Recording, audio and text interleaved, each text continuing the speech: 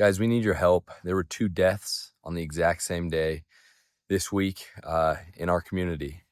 The first one is a good friend of ours. In fact, we were hanging out with him the night before. Chandler Hendry.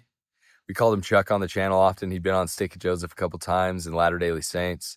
His channel is Restored Truth. An amazing guy. We love him. Left behind his beautiful wife. And then Chase Day, who is Mike Day's son. He was also killed that same day in a plane crash in Utah Lake. And Chase was actually on the Stick of Joseph once. He did the episode on Freemasonry. Really awesome guy, young kid, 25 years old. And obviously both of these families are grieving and we want to support them.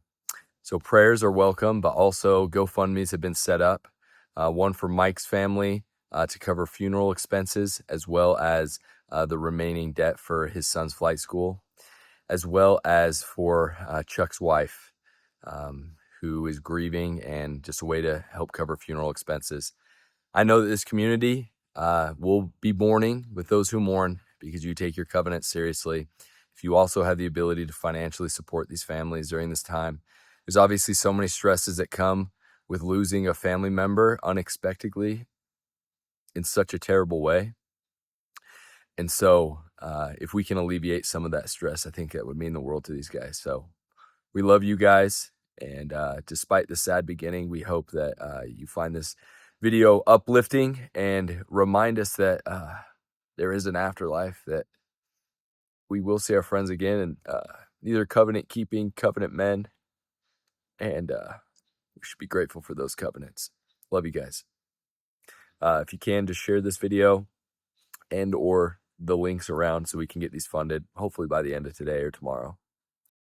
If you consider yourself a student of the gospel in any sense of the word, you've likely come across some phenomenal research from one of the greatest scholars of our time, and that is Hugh Nibley. And there's one scholarly work from Hugh that is particularly intriguing if you're researching more about the Endowment, and that is the message of the Joseph Smith Papyri, an Egyptian endowment. Today, we're resurrecting one of my favorite series here on the Stick of Joseph, Mike and Dave read books, and they're going to talk all about the incredible things that we learn about the Egyptians and the ancient rites and rituals that they would practice, and how there's too many similarities in our modern temple practices to say that Joseph Smith just took it all from Freemasonry and his own modern desires. Welcome to the Stick of Joseph.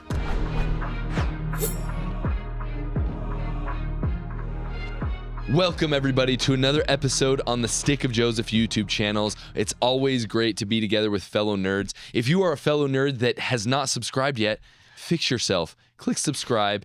That way you can see all the videos that we are putting out. And today we have assembled the ultimate council of nerds to talk about an awesome, awesome subject. Brad Whitbeck to my left. Hey. From Ward Radio, from the Book of Mormon videos, Mosiah. King Mosiah. King Mosiah to you. As well, yeah. Oh, you can call him King Mosiah. And Your Highness. Your Highness. And today he is playing the role of Jackson, so do well, okay? Yeah. Mm-hmm. Then we got Mike Day, Dr. Michael Howard Day. Oh, Vincent. Howard? I don't know. I'm just making. What's What's your middle name? Say it. It's Jay. Wow, I feel like now. Hold on, it's like Joseph or something. Anytime Fabrizio. anybody wants your full name, they're usually writing something down because they're Say it. giving you a citation, and then you're wearing these bracelets. Yeah. So John Michael Day. John They Michael. don't go by Oh. It's a very biblical name. That's crazy. definitely. So your middle name is what we. I go by Mike. I've been going by Mike since I was a baby. That's your baby. So right? my parents give me a name that they don't use. Yeah, that's crazy, man. Yeah. That's awesome. And then obviously D. John Butler, whose middle name is Mike's first name. Correct. That's cool. Wild. All right, well, done with names and stuff like that. Today we're going to be talking about a seminal work by Hugh Nibley called The Message of the Joseph Smith Papyri. And I don't know anything about this. Me I don't know neither. if you know anything about Haven't this, even read it. but these guys have read it, and they are come to teach us in an episode of Mike and Dave Read Books. Please take it away, gentlemen. I'll just start by saying I was really overwhelmed when you guys said you wanted to talk about this because I was like, how are we possibly going to be able to do any justice to it? First of all, it's How many not. words is it? It's a big book. It's not light reading. It's super thick. And then the next thing I thought of, because I also don't got a whole bunch of transcribed or transliterated Egyptian. Well, transcribed and which Dave can read. I just was overwhelmed because I thought whatever I do, I'm going to look back and go, I didn't do it justice. So For sure. maybe this will be multiple parts. I don't know, but there's just a lot in here. A lot. There is a lot in here. Take it away, Brad. No. So, Well, the font is normal sized. yeah, Even though the book is huge. the book is enormous. The words are tiny. Yeah. Well, Mike, you've put together a slide deck. What if we just talk generally about the book for a bit first, and then we can go through. I think your deck is sort of 10 cool things or 10. Yeah, I kind of came up with 10 points that I thought, okay, what would be important for somebody who's never looked at the book or thought about it to consider. And then I'll start with this overarching idea. Yeah. So here's the deal. Okay. Big picture. I'm just maybe 30,000 foot view. Joseph Smith gives us the Book of Abraham. However that happens, he has the mummies from Chandler, who got them from Lobolo, who was in Egypt, and he's get these mummies, and he translates some text from this long, several feet long scroll. And then the Book of Abraham is produced. Well, that's interesting. So you say translates these texts, and that's sort of, let's bracket that and come back. Yeah, because that's another question. Yeah. One of the key things to understand is this is not about the Book of Abraham. But it starts with that argument, because I'm trying to get into why do we have this book? Right. Because this book didn't come out of nowhere. So there was an idea that Abraham was translated from papyrus, but we had lost them. Yeah, so that's the story. So in 1967, they discovered these manuscripts, and the church comes into possession of them from I think the Met from New York, and everybody howls and says this is the Book of Breathings, which isn't Abraham. And so the beginning of the book talks about that, and that's one of my points. But the overarching idea is it's that stuff in 1967 that was the impetus for Hugh Nibley to say, okay, let me explain some things. I'm going to explain and give our bearings about why do we have these texts from 1967 that came to the church's possession. What did Joseph Smith have? What is Joseph Smith doing? And there's some bit in here in the slide deck about translation, but that's like the whole beginning the journey of this book, if that makes sense. Yeah. So Nibley wrote maybe 3 books about the Book of Abraham. One, Eternal Round, is all about the hypocephalus, Abraham in Egypt, and isn't there one other one? Or maybe it's those two, maybe Abraham in Egypt about the Book of Abraham. This is not about the Book of Abraham at all.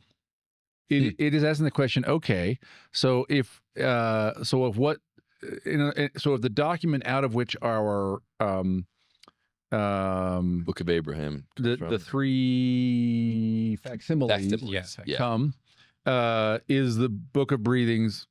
What is that? This is about the Book of Breathing. Yeah. I even talk about in this deck about what does that even mean? Like Book of Breathings, like I need a book to breathe. Like what does that mean? Right. Yeah. So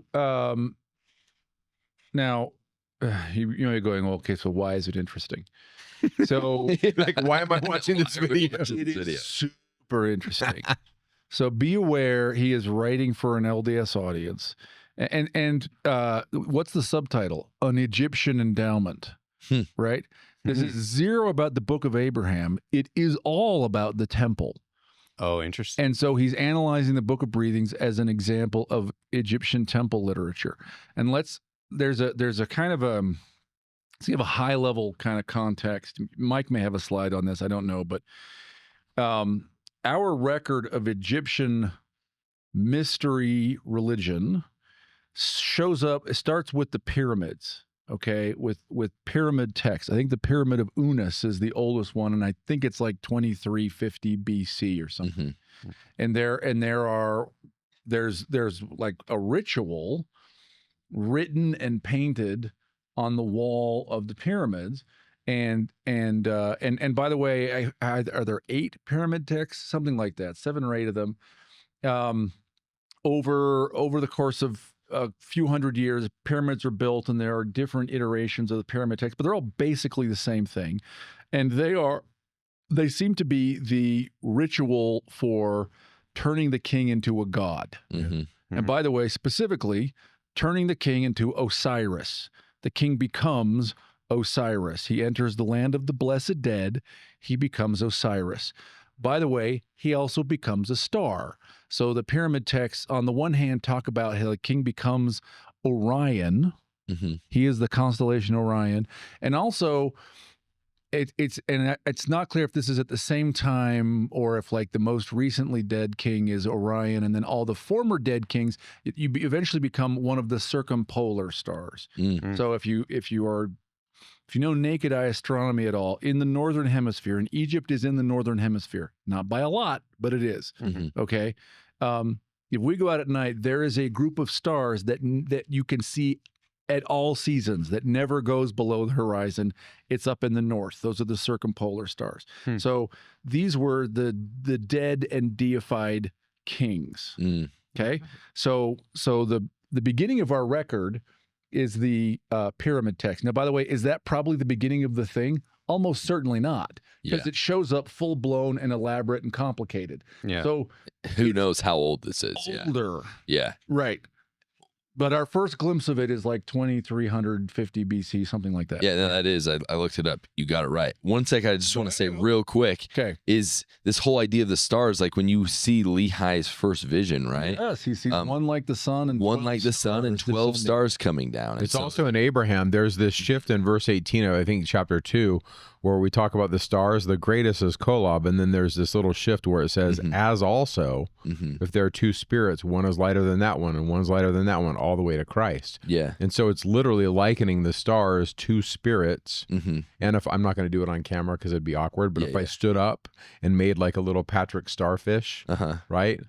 We are kind of like stars. We are kind of. That sounded cheesy, but and if we're not stars, then why star shaped? You know. Yeah, true. Well, and this is in the Book of Numbers too. The prophecy, the messianic prophecy is at Numbers 25 that Balaam says the star will rise out of Judah. Yeah. Right. So the idea that like a person could become divine and that made them like a star, a priest was like a star, an angel is a star, the gods are stars. This is an old complex of ideas. It is in the Bible. It's also in the pyramid text. Now, what happens? So let's take Cybertrucks. Okay. Who gets the first Cybertrucks? It's people like Manhatva. Yeah. Which, not to put too fine a point on it, people have money. Okay, so I'm sorry, I don't know who Manhatva is. He's a Twitter guy. Okay, sorry. He's a he's a friend of the channel, friend of the show. I hope I didn't offend him by saying I don't know who he is. No, he's a cool dude. So he has a mammoth skull, which I think he named Polyphemus, which is based. So that's awesome. Yes. So look, the pharaohs get this technology. It's technology for turning you into a god. Who gets it first? The pharaohs. Well, then who wants the Cybertruck next? Well, people who can't afford it at $150,000, but if the price can come down to $90,000, I can get one, right? So medicine's the same way. Who gets the first generation of the cutting edge tech? People who have money. Yeah. But it trickles down, right? So this happens with this resurrection technology too. So the second generation is called the coffin texts. And it literally is some of the same, like literally some of the, by the way. So what you're saying is Book of Breathings is for kings. Coffin text is for... This is going to be way down at the bottom. Pyramid texts are for kings. Kings, okay. Then what happens is the coffin text, which is, think about it as for the rich. Yeah. And you have like a stone coffin, and the Egyptologists today talk about spells. And it's sort of weird if you're not used to this language. You're like, it does sound spell weird. 117. You're like, spells? Yeah. It just means things that are spoken. Like they're words, but they're words of power, like a blessing. Yes. Like if you say, instead of saying spells, you say like a blessing. It sounds weird. And the some of the same spells that are in the pyramid text show up in the coffin text. Okay, well, after the guy who can pay $90,000 for the truck gets it, the guy who can pay $70,000 wants it, right? And so the next thing was the Book of the Dead, and these are books, and you might hear the papyrus of Going Forth by Day or the papyrus of Ani. This is the Book of the Dead. So people who didn't have massive stone coffins could have a book made for them, and it has a lot of the same spells. So these, you see some of the actual like words being passed down, but also like the general idea. how do you become one of the blessed dead? How do you become divine? How do you become Osiris? That's the thing that's being passed down. And the fourth generation, this is all happening over like 2 millennia. Okay. The fourth generation are books of breathing, and they're like passport-sized documents, and they're highly summarized. And everybody gets one. Like everyone can, because what you do is it's just tucked into your mummy. Yeah, I think this one was tucked into his arm, but it was like a But it basically is asking, or it's this spell or blessing that you would rise. Be resurrected with your spouse, have seed. I mean, this is basically, I'm summing up the hypocephalus in the book of Abraham, and you become like unto Osiris, or you become an Osiris. And the way I see this is Osiris is a Christ figure in a way. Yeah, I mean, you can view it that way. I just want to point this out. So yeah, so spell is Proto-Germanic, is the etymology, and it just means speech. And so it's in the word gospel. Really, and this is kind of fun. So a spell that you say over and over is just some sort of thing that you speak out loud. So like our sacrament prayers, spells. Yeah. We're casting spells every single Sunday. Or our Father who art in heaven, hallowed be thy name. Yeah, That's something you say. A speech. Yeah, the Bible's full of spells. The gospel is the good speech. So that's awesome. Well, the good spell. Let me come back to the idea of spells in a second. When I say mummies, freak. by the way, if you were rich, mummification was a really intense procedure where they take out your organs and they pack you with natron salt. But it turns out that a lot of people their bodies have been preserved by just being wrapped in linen and just buried in the sand, because it is very dry in Egypt, right? And so people have been naturally mummified who were not mummified on purpose. And so again, you could be a pretty poor person, and like the Book of the Dead is 118 spells or something, but the Book of Breathings is a little thing. And you could have it just stuck in your mummy, and that was your it's kind of your passport, but also it spelled out in extremely summary form the drama, the rituals by which you became the god Osiris. Now, which is a lot of that is what he spells out in here, where he kind of goes through this stuff bit by bit, and it's outlined really well. And we'll talk about some of this, I hope. But yeah. And by the way, so I've got I meant to bring it and I forgot. There's a lot of literature on the Book of the Dead. I've got an anthology edited by a guy named Foy Scalf. What a great name, Foy Scalf. Yeah. About which has like a text of the Book of the Dead and a lot of commentary. And one of the things that, and the articles are by different people. One of the things that many of the commenters in the book say is that these different spells had different Sitzen im Leben. They came from somewhere else. They were doing something else before they were painted on the wall and written in the book. Sitzen im Leben is setting in life. This idea, there's a setting in life to this text. It doesn't just show up. Yeah. What's the setting in life for the Book of Breathings? And so Dave's tracing it back to the pyramid text. Go on.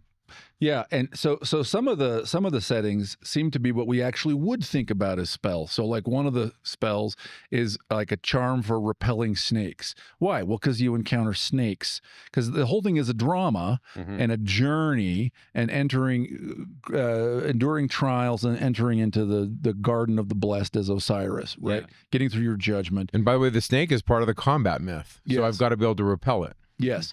So like one of the spells, like probably seems to have been, people think, was a spell that if you had a snake infestation in your garden and you're out there with your hoe and you're like, oh no, the asp, very deadly, or whatever it is Sala says. Yeah. You would say this. Yeah. Or maybe you'd hire somebody who would come and say this and it would drive the snakes away. And that made it into the ritual text because one of the things they did was encounter snakes. But also, again, there's I think consensus, or at least I've seen many scholars, contemporary scholars say this, some of these rituals were performed by living people for the dead. So in other words, the dead man would be like lying there and they'd have a statue representing him, or a priest would represent him and they'd do stuff to him. And some of them seem to have been performed just actually in life.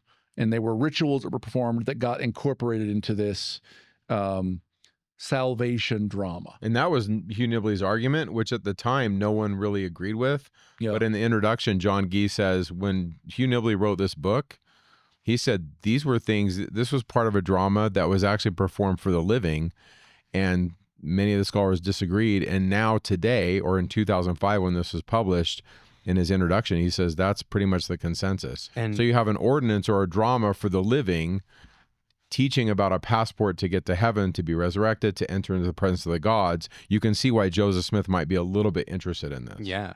Was this the kind of thing that they just only did once near their end of life, or do we know any of that information? I think we have guesses. Okay. But I do think that most the Egyptologists I've read all say at least some of this stuff was performed in temples by living people, and then it was incorporated into this drama for the dead. So this is it. Yeah. So this is really interesting. So I'm going to try to summarize. This is the context of the book. So the Book of Breathings, the earliest known copy that we have is 350 BC is what it has.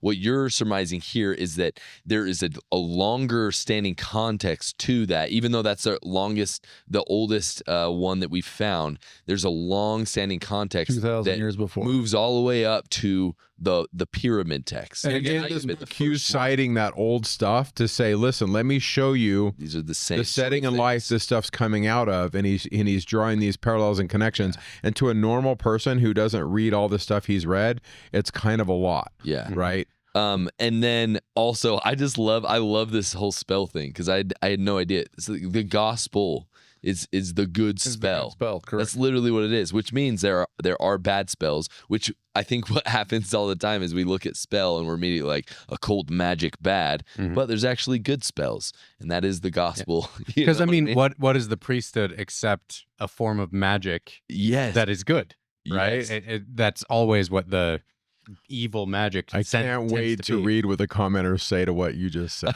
Oh yeah, I mean, this is a very big conversation. Yeah. Magic is a very big conversation. And Dave has one of my favorite lines of Dave's that I've said to many people is, magic is what you call the other person's religion. Yeah.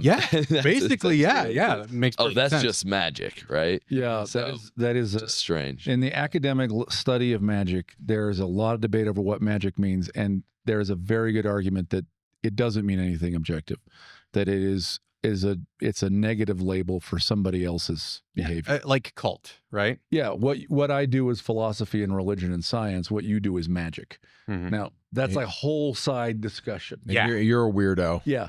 So the point is, there were Egyptian mysteries. There were other mysteries besides these. There were solar mysteries. There was the mystery play of the succession. There are other Egyptian mysteries. So why would I want to read this? Well, if you're like, hey, Mike and Dave use, or on the channel, we use the word mystery from time to time. Yeah.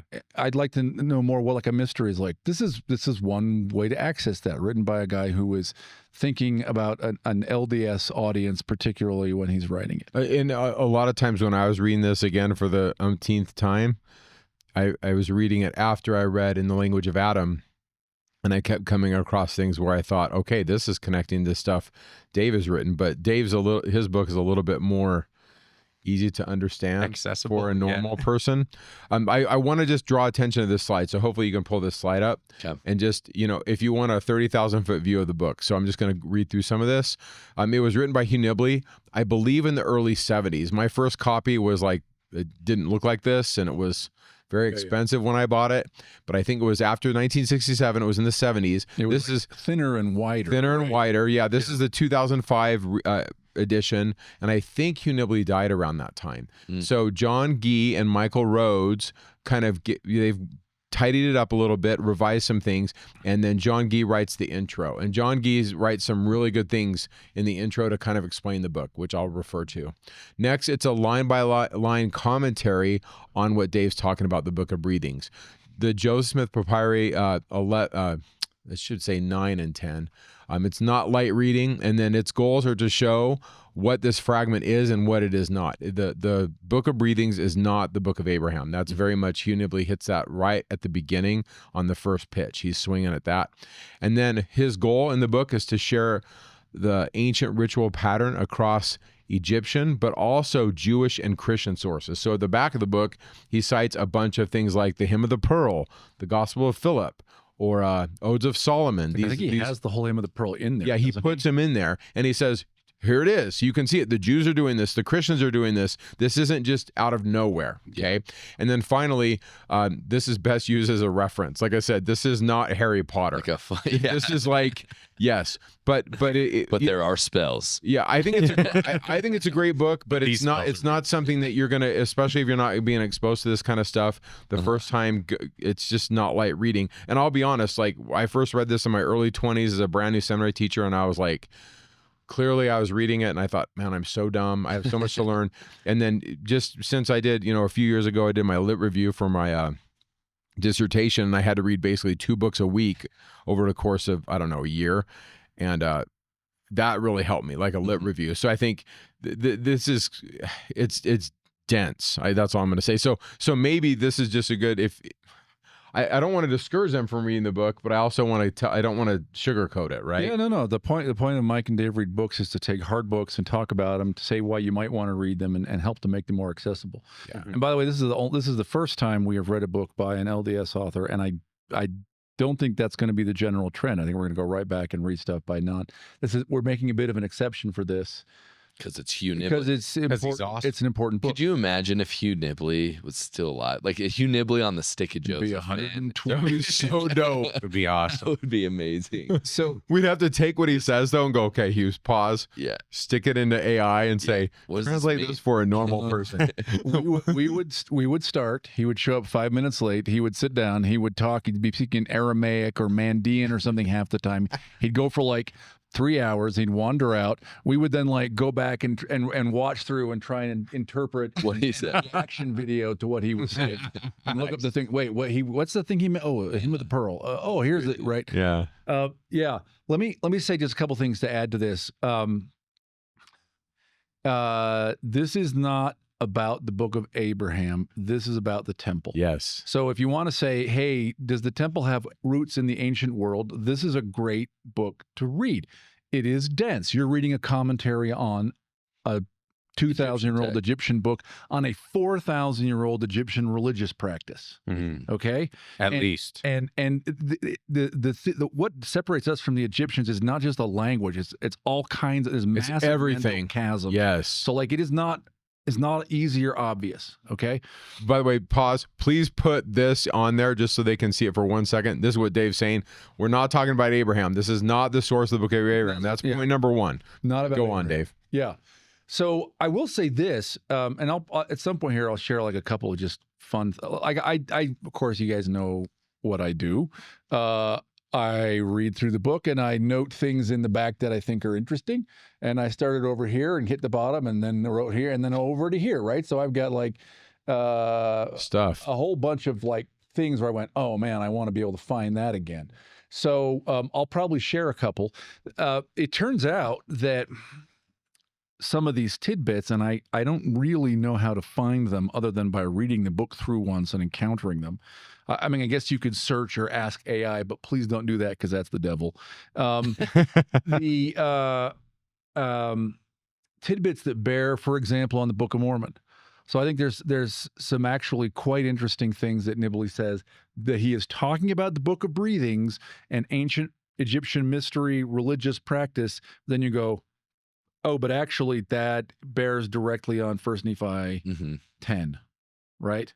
Or some other passage. Cool. That's awesome. Well, since you brought that up, should we read it? Because that's a really cool quote. Do you know where that's at? Well, Because you're dropping that, I'm like, that is one of my favorite things that you shared about this when we talked about this like a couple years ago. yes, I think 279. Should we read it? Ish 287. I just think that's a cool bit to look at. Really yeah, let me share just a few. 279. Yeah, I'll look at like 279, 287. So he's talking about the tree, and there are sacred trees that appear in these dramas, right? And so in figure 92 on page 279, you've got just a picture. And by the way, it is worth looking at the pictures and like reading the captions of them. Yeah. And this is a picture of a tree who is a woman. And she is and she is Newt. She's a goddess. First time I was read, I thought her name was Nut, and I was in a class and I was like, Nut's doing this, and my teacher's like, You're an bro, her name is Newt. And I'm like, but it says Nut. Typically Newt. Yes. She turned me into a newt. Go on. And what Newt is doing is feeding the person who is approaching her food and water From a tree. Right. So this is a sacrament, and it is the fruit of the tree. It is delivering. And by the way, I mean, right over on the left column, the standard procedure in the mysteries is to enter a new life or a new world through a garden, right?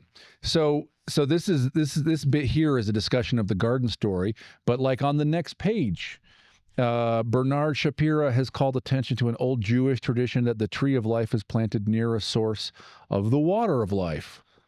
Oh. That's interesting. Which right? by the way, I just want to say, you can find Message of the Joseph Smith Papyri free online as a PDF. On BYU's It's website? on BYU's website. So this is page 2, you said, okay, right here, the garden story. Yeah, so I was looking at page 279 and then page 280. This quote from Bernard Shapira. There is, hold on, where's the line about a cave? The Eshed tree in the cave is somewhere really close to here. Well, I'm not sure. 287, though. Oh, yeah, 287. The lady, he capitalizes lady because he's talking about a goddess. Which goddess? Well, in Egyptian myth, the sort of names and labels of the goddesses kind of slip around. So, like, maybe there's really only one, and she appears under different names and images, like different hieroglyphs kind of showing what aspect she has, or anyway, the lady, the goddess, is often identified with the tree. I always say you got to relax your eyes a little bit on some of these things. She usually bears the names of Nut, Hathor, and Isis. I'm halfway down page 287. Yep. But is often simply called the Lady of the Sycamore, the sycamore being a type of fig tree. So the lady is a tree that has fruit. Though she is first depicted as being actually incorporated in the tree, her identification with it goes back to prehistoric times. The life-giving sycamore were called the biblical tree of life. So this lady who's giving food and drink, right? This all bears on 1 Nephi 11, right? Or Alma 34, which is really foreign to a 23-year-old in upstate New York. I just want to call that out. It's not something that he's learning in his camp meetings at the Methodist or Presbyterian meeting. They don't have these conversations. The tree that receives the travel-weary Osiris into its arms performs the function of the lady, who was so often identified with that tree. W.M. Flinders Petrie noted that in Palestine, holy trees are still called Our Lady. That's interesting. And when you look at this image that you pointed out on page 279, like the woman who's giving the fruit and the drink is coming out of the tree. Yeah. She's not like standing next to the tree. She's like a branch. She's a branch of the tree. Yeah. Dave, do you remember a couple years ago when we had this conversation about how it's saying one thing but it's telling another story? I thought that's where you were. I thought that's where you were headed with this. Okay, let me go. Because I think that's an important statement. Yeah. Hold on. Let me find that. But let me come more. I'm looking forward in the same chapter. Okay. So. It is the tree and the water, page 288. Osiris, the arch-initiate, was restored to life by the effusion of water. It was a water that came from the spring that flowed from the foot of the divine fig tree. The close association of the water and the tree. Speaking about 1 Nephi 8 and 1 Nephi's vision 10 to 14, the close association of the water and the tree is vividly shown in some of the vignettes.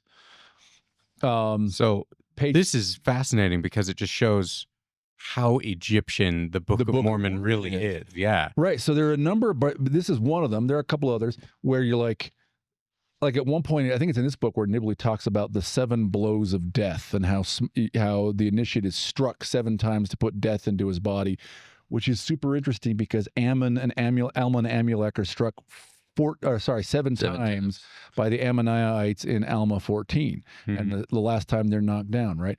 So at a few points, this like turns into a commentary on the Book of Mormon, right? And yes, on its Egyptianness and on its ritual content. Here's the thing I was looking for about the cave. Page 290. From the Book of Breathings, we learned there was a cave beneath the Eshed tree. Now, if you think about things that we said in this channel about, hey, if the proper home of the tree of life is actually in the Holy of Holies, what is underneath the Holy of Holies? The well of the souls. There is a cave, the well of souls, right? So like, yeah, so that's one. They're looking in the wrong place. Yes, Sorry. Yeah. let me show you the passage Mike is talking about. Which That's is an also indie The reference. Indiana Jones. You're going to read the Indiana And by the way, Jones I'm going to passage. do my Saul impersonation while he's looking it up. It's asps, very dangerous. Very dangerous. Indy, you go first. Yeah. That's the line. That's the line. It's burned into my brain. So this is a terrific. In fact, I literally in the margin wrote language of Adam, and I did that before I wrote in the language of Adam. Okay, What page you on, boss? I'm on page 126. It's the second full paragraph about This is the quote I want. Which halfway we'll down. put the link to this book in the description so you guys can follow along. Yeah, page 126. Page 126. And he's talking about how to interpret. I've got it all highlighted right here, and then I wrote everything is in code. That was what I wrote here Everything is in when we talked about this a couple years ago. It's in code. I That's thought this exactly was right. so cool. It's how to understand the Book of Breathings, but it's actually also how to understand chunks of the Book of Mormon and the Bible In the Gospel of John. and the Gospel of John and even Doctrine and Covenants. Everyone knows that the Egyptians called hieroglyphics the divine words. Probably not everyone knows that, but it's I was going to say, Yeah. oh man, When Yeah. Hugh Nibley I says that- must be Odysseus because I am not. Everyone like me Yeah. knows. it's the writing was called the divine speech or the speech of the gods, Medu Neter, okay? And that they were meant to conceal, if not to mystify. They know also that in the most important passages, the scribes often resorted to cryptograms and even spoke to each other in code language when they discussed them. So a lot of hieroglyphs, hieroglyphic is hard to learn anyway, but like it turns out that in a lot of texts, they would make up, they'll pun, they'll use sportive or cryptographic readings. Well, they'll actually be writing in code and in hieroglyphs, right? And the fact that he's footnoting just a bunch of German stuff too. Yes. It's so Wilhelm Scherbach. What if we found out he's making Eric this all up? Hornung. We need a German to go through, and he's just like, So this is part of the work they did for this edition is go Yeah. through and chase down all of the footnotes. really? Yeah. Oh my god.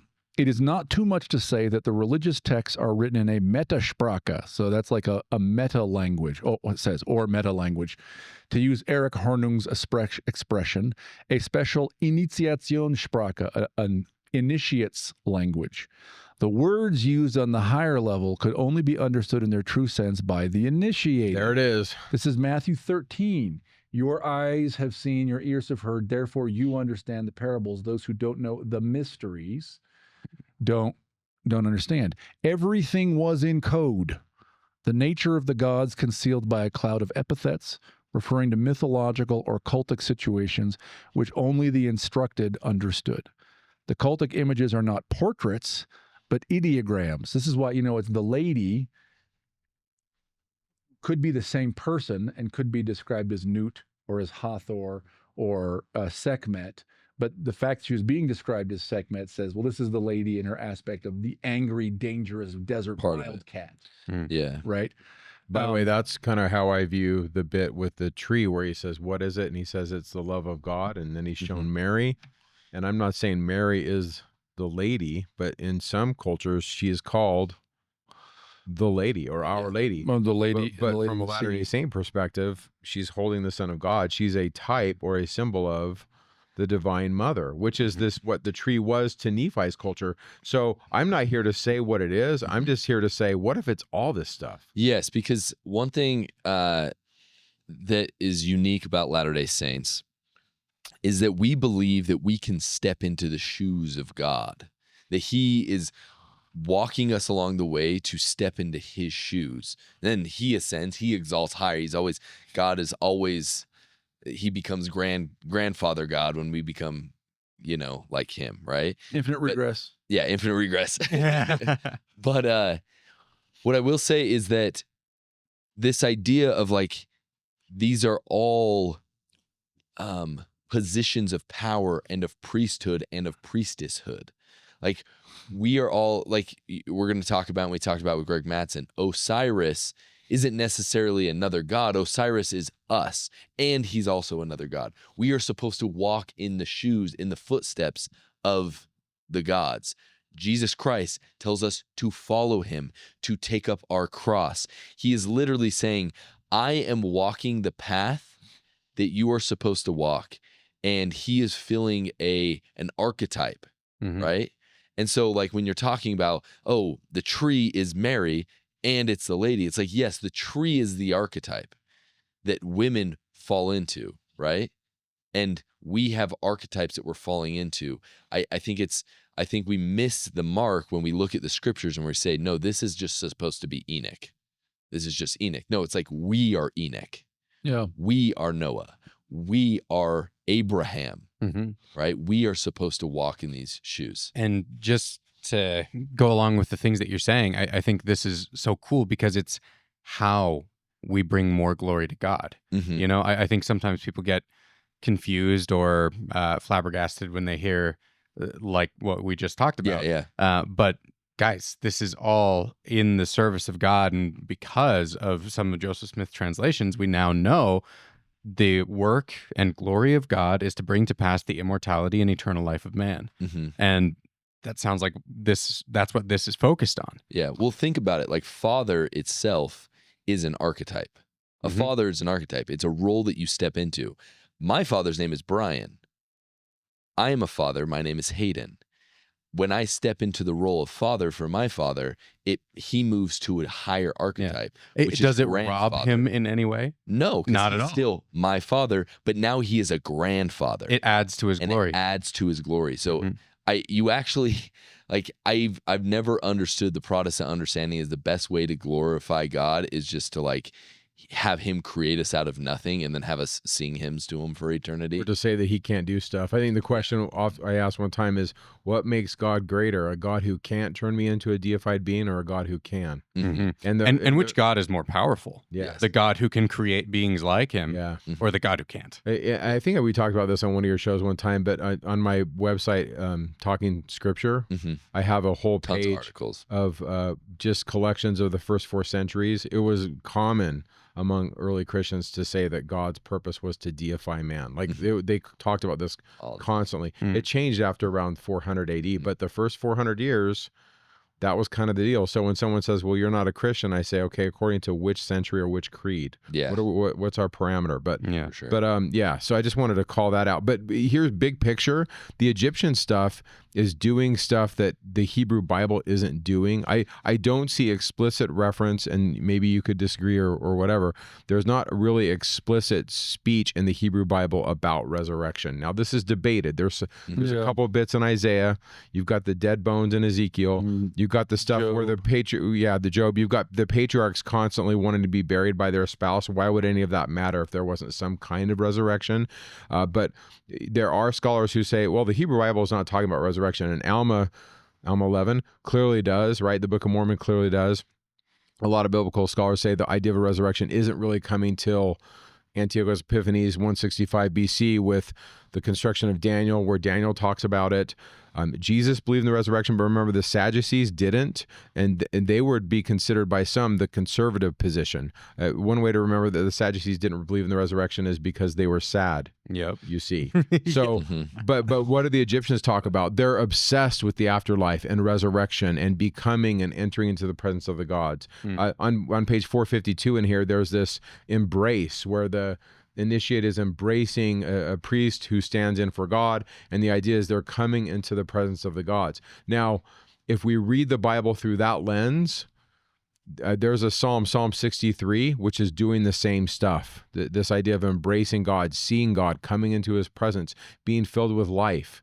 And so this is kind of my dissertation research on the Psalms, is the Psalms are scripts for rituals from the first Israelite temple. I hope this video drops before the Psalms and Come Follow Me, because some of the stuff going on in this book is going on in the Psalms. Yeah. This idea of an ascent, coming into God's presence, all that stuff, I do believe was part of the first Israelite temple, and this is a whole other podcast we could do, but that's the Jewish apostasy, or whatever you want to call it. The Deuteronomistic reforms kind of shifts some of those ideas away from an anthropomorphic God and more towards you follow the law. And I'm not trying to diss Deuteronomy, but it does kind of move towards that. Sounds like what you're saying is, at its core, this book will help you understand the Egyptian undergirding not only to the Book of Mormon, but also to the Bible that we may miss out on. Well, and so yes. Also, another way to think about this, again, is principally, it is about the Book of Breathings, about Egyptian mysteries, but it is also a manual for teaching you the initiate's language, that metasprache he's talking about, the how to read a text like an initiate. So it's not about Mormonism. It's not really about the LDS endowment at all, but like it gives you a language you can turn around and go, oh. And by the way, it's not explicitly about the Book of Mormon ever, but it gives you a language that you can turn around and go, oh, in this initiate's language, there's a level of the Book of Mormon that I had not been seeing. I want to share this line, and I don't know where it is exactly, but it's in John Gee's intro where he says, oh, trust me, Hugh Nibley's talking about the endowment, but he's not going to talk about the endowment. In other words, he's going to be really careful about how he does this. Sorry, I've got to find it because it's... Well, here, let me comment on what you were saying earlier while you look. So it's true, the standard reading of the Old Testament, I think I even said this at the... down at the, I can never remember the name of the place we do our presentations on Sunday Street. Compass. The Compass. I think I even said this talking with Chris Blythe last month. The standard read of the Old Testament is that there is not really much of an afterlife known to the Hebrew prophets, right? I was reading Irving Finkel's book about Babylonian and ancient the Fertile Crescent ideas, like Akkadian, Babylonian, Sumerian ideas about ghosts. And he pointed out that we start seeing grave goods in Stone Age tombs, Stone Age burials. In other words, we bury people with stuff. Like their Stone Age iPhone. With their tools, with their weapons, in their clothing. Yeah. And he said the logical inference of this is that people believed there was some kind of afterlife and that it looked like this life, and the same kind of tools you would need in this life, you would need in the next life, right? So that's just like a little asterisk to sort of hold on to when you hear the idea this is correct. People's standard reading of the Hebrew Bible is there's not really an idea about an afterlife or a resurrection. It's just kind of Sheol doesn't mean hell. It's just kind of a gray, dusty... where the shades hang out. Right. And maybe, or maybe that's the text as we have it edited now. Yeah, that was kind of my point, is the First Israelite Temple does, in my opinion, does stress these ideas, but it depends on how you read the text. Well, that is really interesting, because think about yourself, because people have been buried with their stuff for like back when we were hunter-gatherers, right? And so it's like, if you think about it, if you're a hunter-gatherer, your life is rough. You only have so many pairs of clothes. You probably have one pair of clothes. Right. You only have so many You're hunting burying tools. that person with wealth. Yeah, you are like, if they did not have a concept of the afterlife or something beyond this, you would just throw your naked buddy into a hole, or just leave him on the ground, take his stuff, or burn him, right? But the fact that they don't do that, I think shows. I think that's a really good inference. This is Finkel's argument, right? And by the way, the richer you were, the more tools you had in life, the more tools you were buried with. So you might get buried in your chariot, or in your longship, or with a bunch of your servants who were sacrificed, or right. It's equipping you to have the same life. Bummer for them. Bummer for the servant. It's equipping you to have the same life in the next life that you had in this life. Okay, I want to just read this quote because it's good. It's about the endowment, about how Hugh is talking about the endowment, but it's not about the endowment. So this is from the foreword. This is John Gee. Yeah, John Gee wrote this. It's on page XXIX. There it is. Yeah, XXIX. The endowment, like the Egyptian, is frankly a model, a presentation in figurative terms, and it is flexible and adjustable. And then they talk about that. But then they say this: the whole purpose of this book is to compare the two scenarios, the Egyptian and the Latter-day Saint endowment. But the writer has been careful throughout to describe and discuss only one of them, preserving complete silence on the other. That's his purpose. Why? Well, because Hugh Nibley's made a covenant not to talk about that. So if you've been endowed, and you especially if you've been endowed in maybe the way Hugh saw it. Sure. You know, you're 50, 60, 70 years ago. you're gonna see stuff. It was a different thing. And you're gonna see that quote that you read about the meta language, the initiation sprache. You're gonna read parts of this and go, oh, I see what you're doing. I see this. Yeah, right? Because one thing that's interesting about, and I haven't read this book, I've read sections and articles and stuff like that. There are some very specific things in the Egyptian endowment, that what we'll call it, that are like so specific about the very things that we that we covenant not to talk about, right?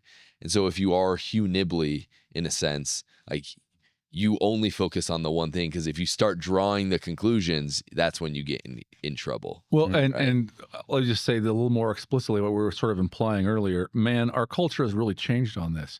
And when Nibley published this book, which was shortly after 67, was it like 68 or something? It was really close after the stuff came out. A year or two, right? Yeah. Which is like, this is a big book, and it's without got a computer, Egyptian and stuff in it, right? So it was pretty impressive. A typewriter. That's great. Like, you didn't talk about anything, right?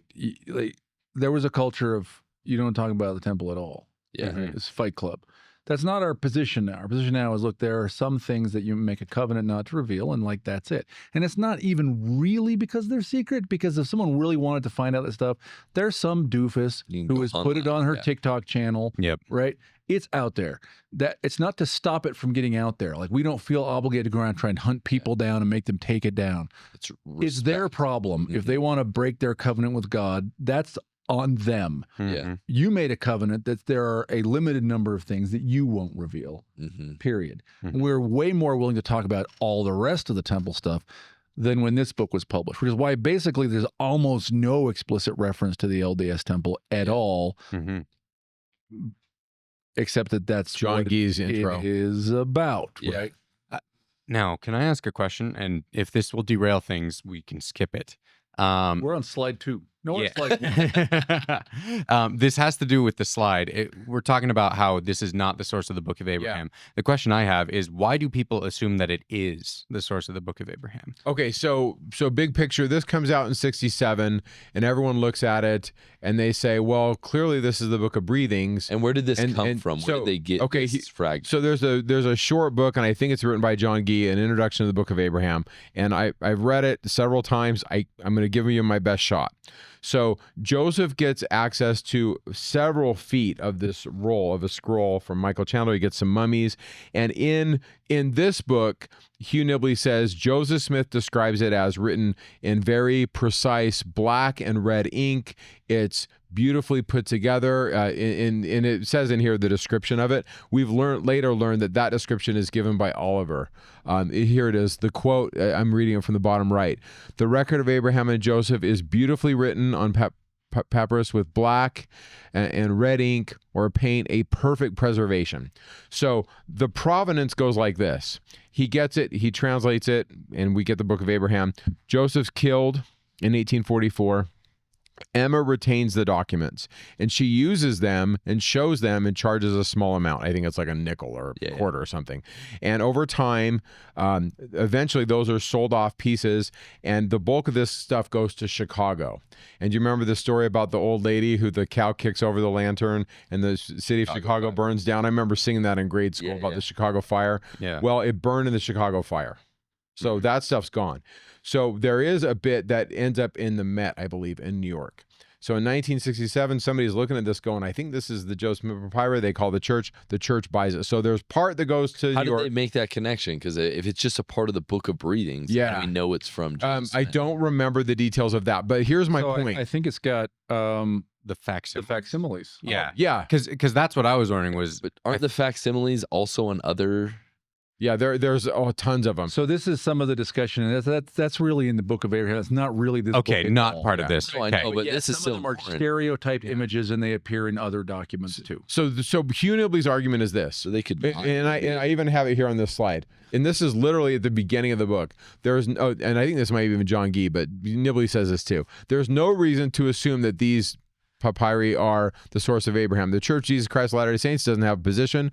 Most members of the church don't believe that it is. When I talk to members of the church, most haven't even had. They don't even. Yeah, there's no idea. So when it says most members don't believe that it is, it's the members that have studied this stuff. Okay, the Egyptologists are adamant that it is not, and so everyone seems to be in agreement on that issue. We can all agree this stuff right here is not the Book of Abraham. The Book of Abraham. And in this book, and I don't know what the free version says, but in this book, he gives you color pictures of what we get. Yep. And it's literally plate 3, it's all here. So we have facsimile 1, and it's completely jacked up, but it's there. And so you can see this stuff. Okay, so what's the point?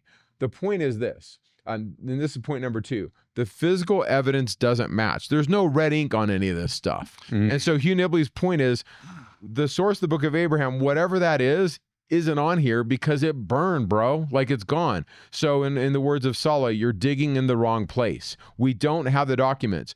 And maybe that's providence. I don't know.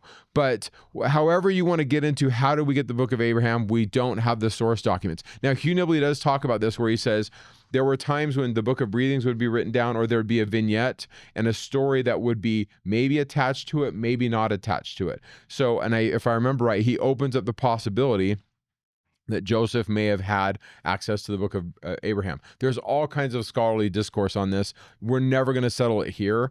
And all my reading, because I really started studying this pretty heavily in the mid-90s, and I read everything I get my hands on, and I've puzzled till my puzzler is sore.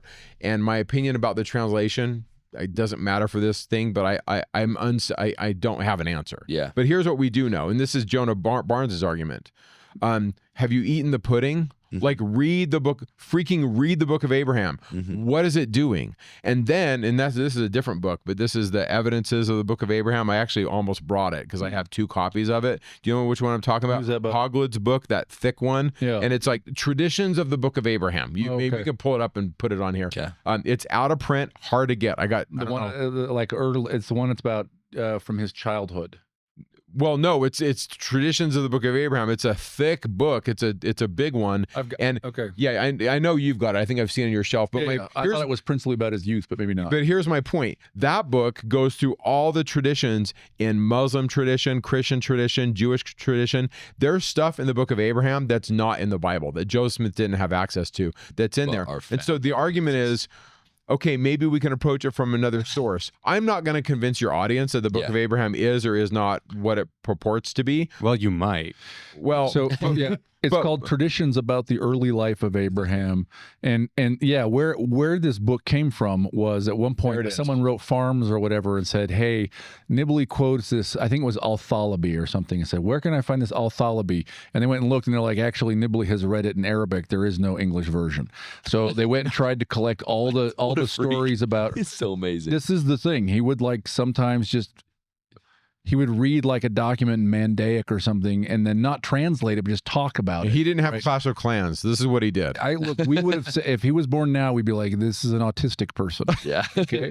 He's this very giant brain. Yeah. So, the impetus for this book was to say, let's put into English all of these stories about Abraham that are not readily available. Yeah. About his early life. It's a terrific book. It's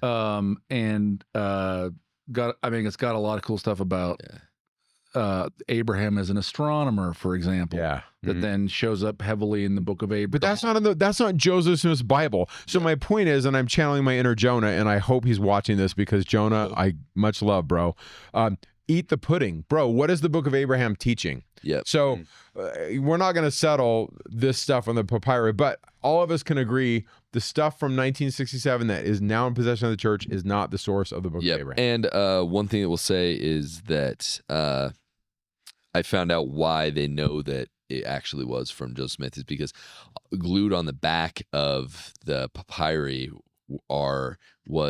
so all the papyri was glued on 19th century paper, and there was a ledger from Kirtland, Ohio. There you go. Like interesting. So they know it was not just a different copy, but his copy of something else. Yeah. By the way, this point about red writing is interesting, right? There's no red ink on papyri 9, 10, and whatever the other one is. Yeah. But this is a common practice on Egyptian papyri, and you could use they call it rubrics, which just means like ruby, like red. Okay, Yeah. So the use of red ink, it could do different things. You could write like the headings in red, or you could write like the technical instruction part of a document could be in red, or it could be like red letter Bible, like the speech of the gods in red, right? Yeah. So saying, in other words, this is a credible description. We had a document and it was made at the time, probably Oliver Cowdery. So he seems to have seen some, in fact, Egyptian document where the writing was in red and black. And he seems to have thought that's what, I think it's Abraham, but also the book of Joseph, as I recall. Yeah, he talks about that. By the way, please show this slide. This is page 2 and 3 from the hardbound. I'm dealing with the non-PDF free version. I have electronic version, 8788. I think it's an EPUB version, but I'm trying to cite both. That's the quote of what we're talking about. Yeah. So and this is written, this document was written in hieratic, right? Is that what this is? Because it's obviously... It looks like hieratic to me, but I can puzzle out hieroglyphic, but hieratic and demotic. Don't know. It looks like hieratic to me. Okay, cool. But I don't know. Awesome. Well, so that's not really, that's not that important. That's like page 2. Yeah, let's talk about what is the Book of Breathings a little bit. So why breathings? The Egyptian word sensen, Dave probably saying it wrong. Help me out. That's how is highly versatile and falls under 3 closely related ritual categories in ancient texts. Number 1, respiration. The Book of Breathings. We breathe to inhale air or breathe life. Now think about this. The neshama, the breath of life, is given to Adam in Genesis. So there's something there. I'm just going to throw that out. Next, it's associated with intimacy, to unite, to fraternize, or have a bond of brotherhood. It includes kissing. Sorry, guys, we're not doing that. But the word sen is the root for kiss or brother or being married to. Yeah, because you kiss your brother. So famously, an Egyptian man referred to his wife as his sister, and a woman referred to her husband as her brother. But Nibley says, look, this is all related, right? These are people you breathe the same air with. When you associate with someone, you're breathing together. But this helps understand some of these gods and goddess stories. I think one day we're going to do a Mike and Dave read books on stories from Canaan. And some of these other cultures, the pantheon of the gods, the bro would be with his sister. It would be his consort. And we read that like, you're marrying your sister. But we have to relax our eyes a little bit and go, we're breathing the same air. Mean a different thing. Yeah. So real quick. So in Egyptian, they would refer to their wives and husbands as siblings. Okay, so what does that mean when it comes to the story of Abraham? When he shows up to Egypt, I don't know. It says it's my sister. Don't know, but this is something that people have pointed out in lots of books and papers, that this is an Egyptian way of speaking about a spouse. Just And relax do we your know eyes. why they did that, or we just know I think it's this discussion, right? And I think where Mike is going is that why is the Book of Breathings? Well, sensen is to associate with someone, and this is the book of how you come to associate with the gods.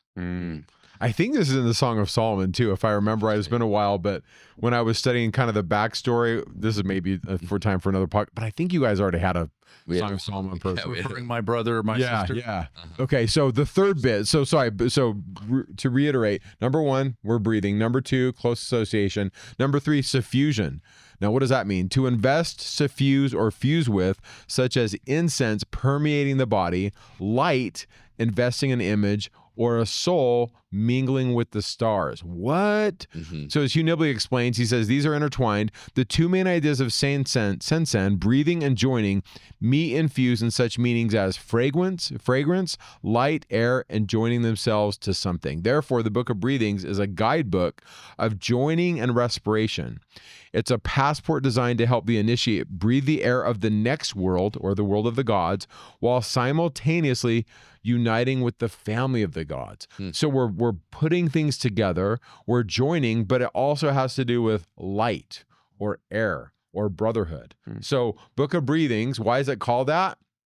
Well, all those reasons. But the end game is to get you exalted with the gods. Why would Joseph Smith be so interested in that? Yeah. And if you think about, and this is maybe a time for maybe a whole other episode, when he's putting this stuff out, when Joseph's reading this and putting this out, is huge development of the temple in Latter-day Saint in the same timeline. I think we're going to do a church history tour, and I'll be talking about some of this stuff. I hope you know, because we're going in like 2 weeks. By the way, if you want to come on tour with me, I do go on tours of different places. Go to talkingscripture.org and you can see wherever the latest places. I don't know when your audience is going to be watching this, but we're always going places. If I remember right, I think if this goes well and you like in 2027. you like the stuff that I share, we'll do it again in 2027 and maybe continue that relationship. I hope of taking people to places. Eventually you'll be going to Egypt. I hope to take people to lots of places, but the idea is in Joseph's world, and this is, gospel according to Mike Day, Joseph's introduced to this stuff. I think this stuff was a big catalyst to move the football forward on some of his thinking about ordinances. And temples. Is really cool that you bring that up, because so many times people would just be like, look, this is just masonry. And it's like, no. Look at all the other influences that are being brought in as well, right? Bro, Like, so much. That's good. Let me read 4 verses out of the Song of Solomon. Yes. So this is chapter 4, and I want you just to think about this. He's reading the Hebrew. I'm looking at Hebrew and English. Bechon Mamre. I'm not going to read the Hebrew to you. But just think about this whole discussion we've had, how in Egyptian, brother, sister, breathing, this is all the same, right? Thou hast ravished my heart, my sister, my bride. Thou hast ravished my heart with one of thine eyes, with one bead of thy necklace. How fair is thy love, my sister, my bride. How much better is thy love than wine, and the smell of thine ointments than all manner of spices. Thy lips, O my bride, drop honey. Honey and milk are under thy tongue, and the smell of thy garments is like the smell of Lebanon. A garden shut up is my sister, my bride. A spring shut up, a fountain sealed. You've literally hit all the points. Dude. Smelling, relation, marriage, what else? Breathing. And it smells like Lebanon back then, which is cedars. Not like now. It's probably like a explosive residue. Well, So gunpowder, but you've got right, and also by the way, you've got a garden with a That's the most marine thing you've ever seen. which I'm not a fan of, by the way. I don't think we should be bombing Lebanon. I don't think we should bomb anyone. I want us all to get along. Why? Lots of reasons, but I have selfish reasons. Why? I want to take you to these places. Yeah. I want to go to Egypt and Israel and Jordan and have it be totally safe. Yeah. Oh, before I die, I want to go to Tyre. Yeah. I have a whole thing that I talk about with Tyre. You take a ship out by yourself, and that's what you'll die. When the ship's on Tyre, we'll light it on fire. It'll be your Viking funeral. We've got to go there. Yeah. We don't. Cool. You want to go to Tyre? That's awesome. Would you That's ever wanna very go? interesting. That sounds awesome. And so, like, the question has to be had, and this is a question that Mike and Dave Read Books has struggled with since we've done the first episodes, is where does the religion of the ancient Israelites actually come from? Where does Solomon and that period, where are they getting these ideas? And you go to Egypt and you're like, okay, well, this is talking about like this idea of breathing. It's talking about fragrances. It's talking about a brother-sister relationship. Like, it's very interesting. By the way, even the idea of an ark is Egyptian. Scott Nogle wrote a whole paper about this. The OG ark was an Egyptian concept. Now, where did they get it? Yeah. Right? Yeah. So, like, this is interesting. There are scholars. The challenge of talking about scholars in biblical field, right, is that some people are scholars in the sense that we think about it, and some people are scholars in the sense that they work in evangelical college and they can only operate and publish within a statement of faith, and so like what they're going to say is always somewhat predetermined. Yeah. Having said that, there is a line of writers who will say, "Oh, well, Israel was different. We can look at the nations around them. Israel was always different." And so even if all the nations around them had sort of a certain idea or a certain set of ideas, Israel was different. They had biblical religion revealed to them by God, right? Mm-hmm. But most scholars who are not driven by an ideology tied to a religion will say something like, look, the ancient Near East had a kind of a spectrum of religion, which we might see as just one big religion with local variations. And we should expect to see similarities between, what Israelites did and ancient Egypt and ancient Mesopotamia. Herodotus says something like that, not in that fancy of language, but Yeah. he says, I'm going to these different temples, I'm watching these dramas, and he's like, it's the same stuff, bro. Well, Herodotus says that the Greeks got they got the worship of Dionysus from the Egyptians, and the Egyptians called it Osiris. So he says we the Greeks borrowed our religion from the Egyptians. Okay, I have an idea for a new Micah Dave read books. We've got to read. I can't say the dude's name because it's so tricky. It's Trygvve. How's that for a first name? There you go. Say his name. Medinger. You knew He's a Scandinavian scholar. He wrote. I forget the exact title, but I only know one guy named the Dying and Rising Gods, and he does what you're doing. He talked about Osiris. He talked about Tammuz. Dionysus, the party god. I've read a couple Yahweh. of his books. His Anyway, book on Eden's really cool. I would love to do that one because he looks at this, and maybe you don't agree, or maybe you agree with his conclusions, but he looks at this and he says, and he stacks up the cups. Yeah. Anyway, that'd be fun to do that one. Maybe we can do that one. Yeah. So I think the answer is, how do you say his name again? I don't really know. No, how did you say it? Trygve Medinger. I've never read a name like that before. Trygve. I can't remember if he's Swedish or Norwegian, but he's some Scandinavian. Bro. What were you saying, Brad? Oh, just I think it's so fascinating how all of this fits so well into what we believe about apostasies, right? Sure. We always talk about the great apostasy, but it's like, the Bible itself is a record of multiple apostasies over and over. Yeah. You have it all. God gives his truth to Adam. Yeah. And then it gets morphed. And then you end up with Noah and his sons. And then it all gets morphed, right? And so, of course, we're going to see all of these things in these ancient religions. And they should have some overlap if we're able to soften our eyes and look at it and see where do these similarities happen. That's cool. 100%. All right, that is the Book of Breathings. We now have an idea. I just had to put these slides together because I thought, your point. okay, because I was coming at this going, we already did this. As someone who's never read this, why is it called that? So this is just the Mike Day trying to figure out how do I explain this to a normal person. What Nibley says. Nibley has a chapter that goes through and talks about send it. Yeah. Okay, third point, pictures don't match our text. We've already kind of talked about that. They're not the same thing. The fourth point, the central thesis of his book is we're talking about an Egyptian endowment. The Egyptians sought through these rites what we're seeking through ours. The same stuff.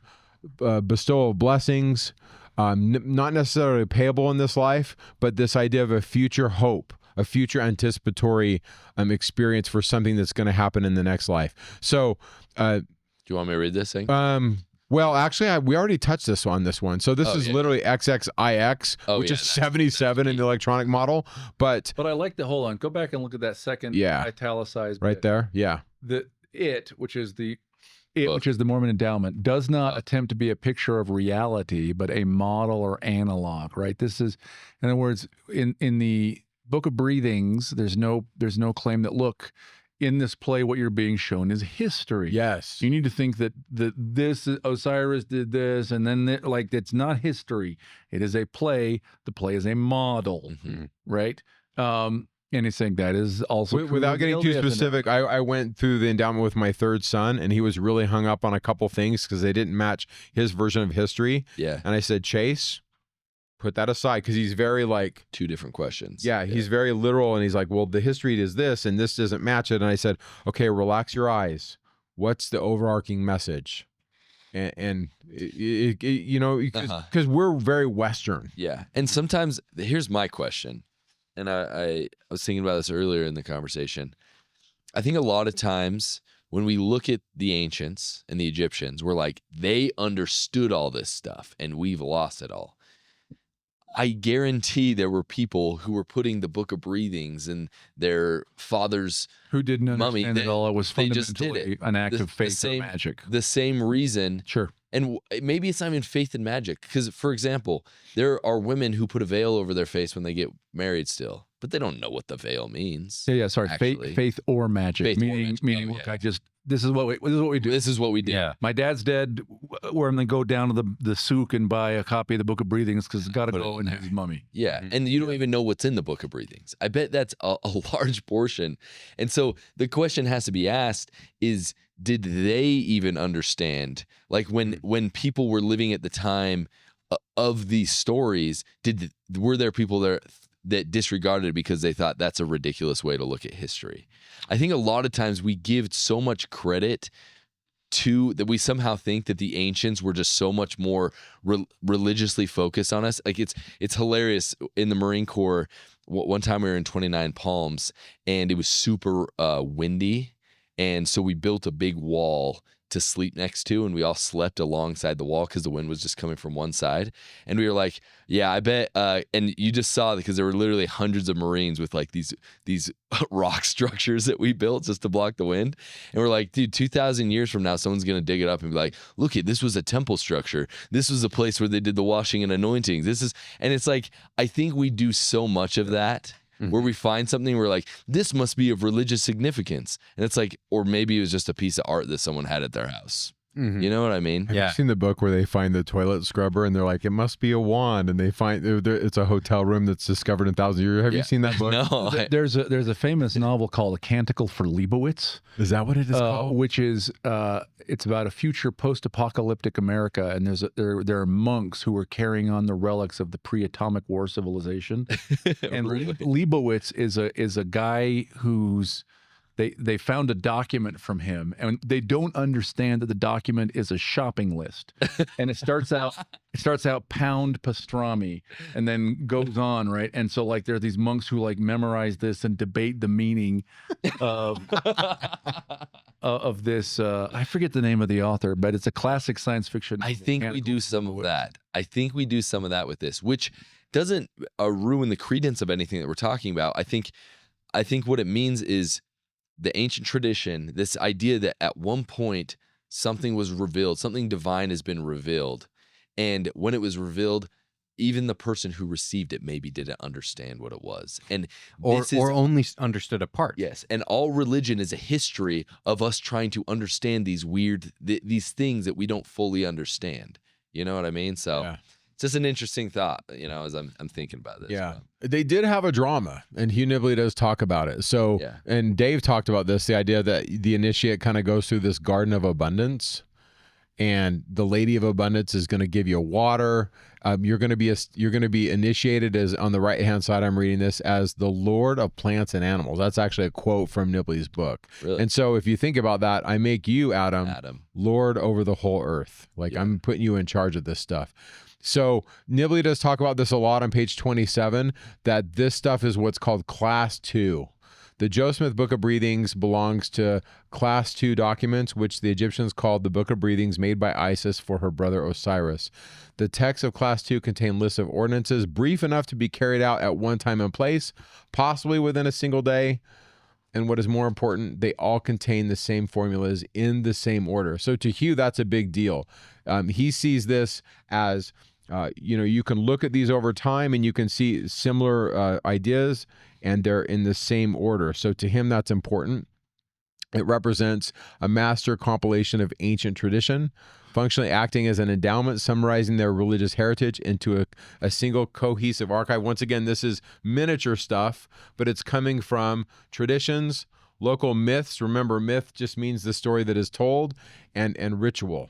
Okay. By the way, master compilation, but you have to bear in mind that it's also a very tiny book, so it's a summary. Yeah. So Nibley in his commentary will kind of like go, here is this one line, and then he'll give like all the background from other Egyptian stories and texts to understand that one line, which is just a summary thing. Yeah. This is like a way to think about like the Sermon on the Mount also. When we say that it's like, that it's a ritual text, it doesn't mean it's spelling out the whole thing. Yeah. It's summarizing. It's like the bullet point version. Which Dave's next book that's coming out, he shared a part of it where he essentially was just like, is that the truth? Found lines in the Sermon on the Mount and said, do these show up in Matthew in a more longer form? And they do, and there's really cool stuff in them. It's really correct. Like the Sermon on the Mount is almost like the spark notes for the rest of Matthew. It's really cool. Yeah. I want to back up. I want to back up what you just said. Yeah. Not about Matthew, but what you just said about how This is late and it's in miniature form, and you can't see it in the slide, but I just wrote this and I pulled this out of page this is page 164 of the electronic version. I don't know where it is in the book, but this is what Hugh Nibley writes. He says, is this tied with Abraham? Its late timing makes it both possible and necessary. The condensed and selective packaging of our Book of Breathings, it gives us all the essentials in the handiest form. It's condensed, what you just said. Tendencies, quote, prevalent in all the late Upper Egyptian temples, create from the actual temple a real archive of Egyptian traditions. It is at the temple, Hugh Nibley writes, that everything is brought together. So Hugh Nibley says, listen, the backstory to this is the temple. This is abbreviated stuff, but what he does in this book is kind of open your eyes, expand the lens, and show you what's going on. De-abbreviates. Yeah.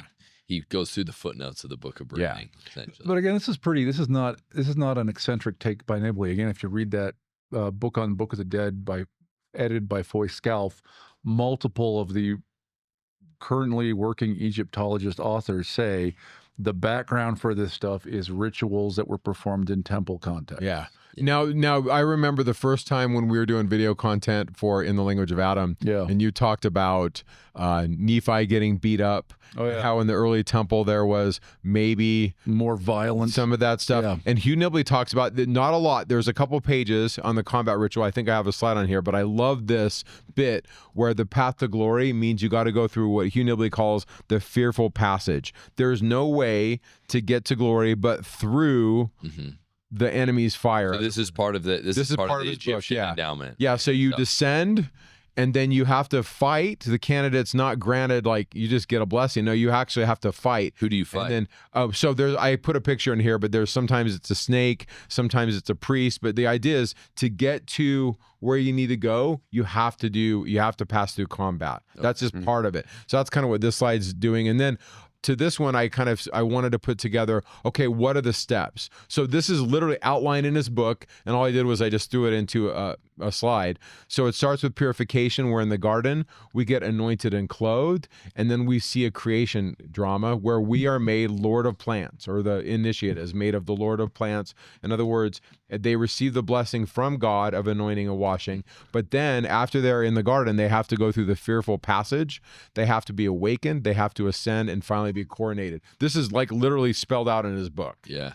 One thing that's interesting is just remind me of, we do this often. Like, so we have this temple idea, this initiation, but like, so in the Marine Corps, you have something called MCMAP. It's a Marine Corps martial arts program. It's really bad martial arts, but you do it. And, you know, I did a lot of it on my deployment, and you belt up, right? And every single time before you belt up, so you learn all the moves, you practice it, you do some stuff, but there's always like this final thing before you earn your belt, right? And they'll come up with like this crazy exercise usually, and then it always devolves into fighting, because that's the whole point of it, is to learn how to fight. And so as you're talking about that, it reminded me like the final exercise before we reached the brown belt. We had to carry these massive logs, and we would have these huge logs on us, and we were running like a few miles, and we'd stop at different stations, and we would have to accomplish certain tasks, whether they were exercises. And then in the final one, before you received, you come to this big sand pit, and you just have to fight, and you just fight and fight and fight in the sand until you pretty much can't move. And then they put the brown belt over your neck, right? And you earn this thing. But it's just funny because this idea you're explaining, there's like this descent, and you have to do that before you are able to receive the honor of the brown belt, you know what I mean, or the black belt. And the black belt ones are crazy. Like some of the stuff that they'll have you go into a forest at night blindfolded, and they'll have like 5 other guys, and they'll just fight you for 45 minutes. Can they one after the other? They can all see, you can't see. And like, when I say fight, it's not like, hey, just wrestling. Like they'll punch you and bow you. You know what I mean? Like it's real fight. But I just think about that. Like there is something about engaging in that combat, and then when you've engaged in the combat, when you earn that thing, it gives you a confidence and it gives you something that you didn't have before. Like there's something there. And I just think it's important that this physicalizes things in a way, you know? This isn't a purely intellectual pursuit. This is a thing where, I don't know, it harkens back to me. God has a body. So do we, right? Like this is a mortal thing that we have to experience. And as part of learning how to ascend to the divine, it's still going to be an embodied experience. That's a fascinating thing to me. I'm sure you've written a book where you see some of this stuff. I mean, do you recognize the hero's journey here? Obviously. Oh, absolutely. And I'm sure as a writer, you think this way normally because you want to write an engaging story that your reader can identify with, but also so they can see their life in your story. Absolutely, yeah. Yeah, it's fascinating to see because as you were putting this up, I was like, dude, the fearful passage, that's the dark night of the soul. Like there's all these things that, yeah, this fits in fascinating story structure too. It's cool. Yeah, I'm sure as an author, this is just how you're, well, both of you guys are both authors. You both write like this, I'm sure. You're an author as well. Yes. Also not like It's just formatting. It's in formatting right now and it's going to be done. Not like these guys. It's worth just, I want to highlight something you just said, Okay, right? Go back. Oh, So people sometimes, Allie Beth Stuckey said this to Jacob Hansen, actually. The wise woman, Allie Beth Stuckey, I think I'm saying that right, said, well, why would God require you to get an endowment? Right? I mean, part of the answer is, well, why would he require you to get baptized, dum-dum? Like, it's the same question. Yeah. So, but set that aside.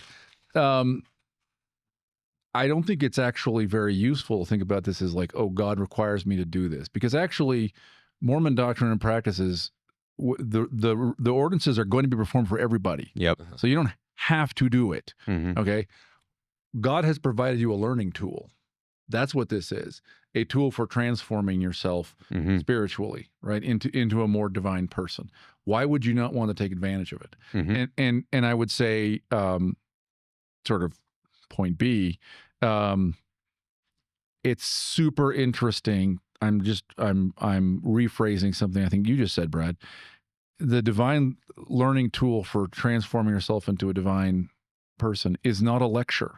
It's not, I'm going to sit down and read this book. It's a play. It's something else. You immerse yourself. It's things you see and you hear and you touch, right? Things that you smell even, right?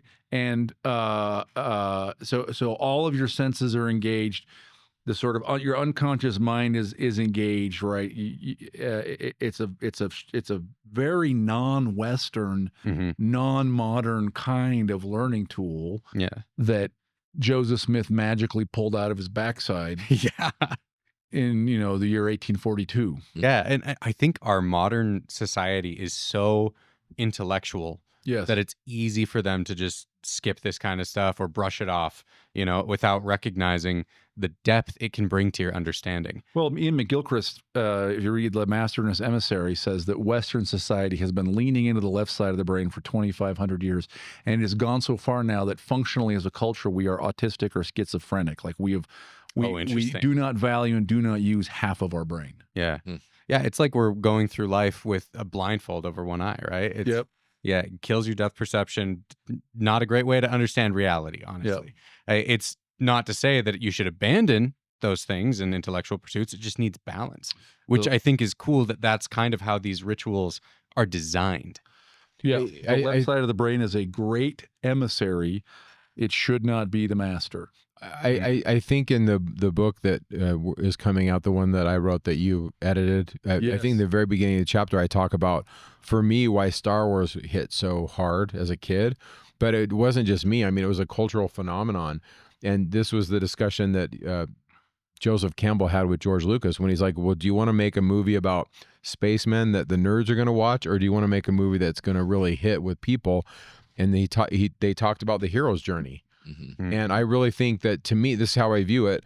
These great stories, whether it's Harry Potter or Lord of the Rings or The Hobbit or Star Wars, they're telling the same idea. You got to leave home. You got to go through the fearful passage. You got to get in the sand and get beat in the face or the woods, and you're blindfolded, right? And that's the path. And there's really no other way about it. I mean, and country, I listen a lot of country lately.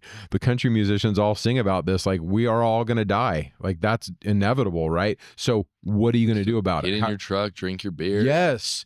Or make sure you go fishing with your dad, because your dad's not always going to be here. Yeah. And so that's an important bit. The beer is for the horses. Yeah. Yeah. Beer, The men drink whiskey. trucks, marriage, God, country, family. But no, really big picture, like that's the idea. So, and I think you and I have talked about this maybe on your video content for your book in the language of Adam. Whether you do this, God's going to communicate to you whatever level he can, these ideas, right? Yeah. Whether you read a book or you watch a movie, or because we're humans, we love stories. Yeah, I wanted to ask something because I just keep thinking about my military experience, because I see so many crazy connections to all this stuff. So, for example, when you go to boot camp, you shave your head, you lose your name. So you lose your sense of identity. So you can't say I or me. If you say that, you're going to get destroyed by a drill instructor. What do you say? You say this recruit. So like if you need to go to the bathroom, you say, "Good afternoon, sir. This recruit requests to use the head." And you have to say that. And if you don't say the right words, you don't go to the bathroom. Wow. You know? You're not an individual anymore. Actually, I'm seeing so many connections. If you want to go, so there is something called, this is hilarious actually. There's something People called are now imagining in the temple that's what happened. I know. If you haven't been to the temple, this is what it's like. But there's it's if you got eyes to see, you'll see. There's something called the duty hut. It's the place only the drill instructors can go into, right? And if you need to talk to a drill instructor, do you know how you do it? You stand at attention by the side of the door, and you hit 3 times on a piece of pine on the side of the door. Bum, bum, bum. And you have to say, "Good evening, gentlemen. Recruit Paul requests to speak to senior drill instructor, Espindola Diaz," or whatever it is, right? Mm-hmm. And then they'll either you'll hear on the other side, "Go away," or you'd be like, "What the F do you want?" that's what you hear. But the other point I want to point out, temple. also not the temple. There's something similar to the temple, though, as you can obviously see. The other thing that's interesting is when you get there, you're not allowed to wear your uniform properly. So when you get there, you button your uniform all the way up to the top. It looks so dumb. You wear sneakers that we call go fasters, because they help you go faster. You wear sneakers with your camis, and the camis are rolled up with a 2-inch cuff. And you look so dumb. You also have to wear like a glow belt around you, so people know you're a new recruit. Oh. And slowly, as time goes on, you get to unbutton the top button.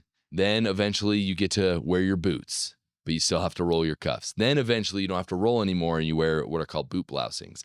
And slowly over time, and then finally, when you become a Marine, you get to wear the uniform properly. And so there's just this aspect of clothing as well that's there. Now I wanted to ask, when it comes to the Egyptian endowment, are there clothing aspects that Hugh Nibley talks about involved? He talks about clothing. He talks about eating. He talks about washing and anointing. Yep, all of it. Yeah, so what are some of the clothing Also, the motifs journey that of the show up? boat you recall from the endowment is in there. Yeah, the journey from the boat, yeah. So, yeah, what is there anything interesting about clothing? What sort of clothing? I mean, off the top of my head, I don't remember. Yeah, I'd okay. have to look it up. But it's in there. Yep, for sure. Okay, cool. All right, well, we can go to key point 5 if you want. Point 5 is, I don't have a lot on this other than he cites Abraham 1, that Pharaoh sought earnestly to imitate the order of the fathers, order of Adam and Noah, but he lacked the authority. And so to Hugh, he's like, well, that makes Egypt worth studying because he's imitating the order of the fathers. Yeah, let's look real quick. Let's just read these that's actual interesting. verses. Yeah. So Abraham 1:26 to 27. Yeah. Okay, I got them right here. I'll read them. Pharaoh, being a righteous man, established his kingdom and judged his people wisely and justly all his days, seeking earnestly to imitate that order established by the fathers in the first generations, in the days of the first patriarchal reign, even in the reign of Adam, and also of Noah, his father, who blessed him with the blessings of the earth and with the blessings of wisdom. but cursed him as pertaining to the priesthood. Now Pharaoh, being of that lineage by which he could not have the right of priesthood, notwithstanding the pharaohs would fain claim it from Noah through Ham. Therefore my father was led away by their idolatry.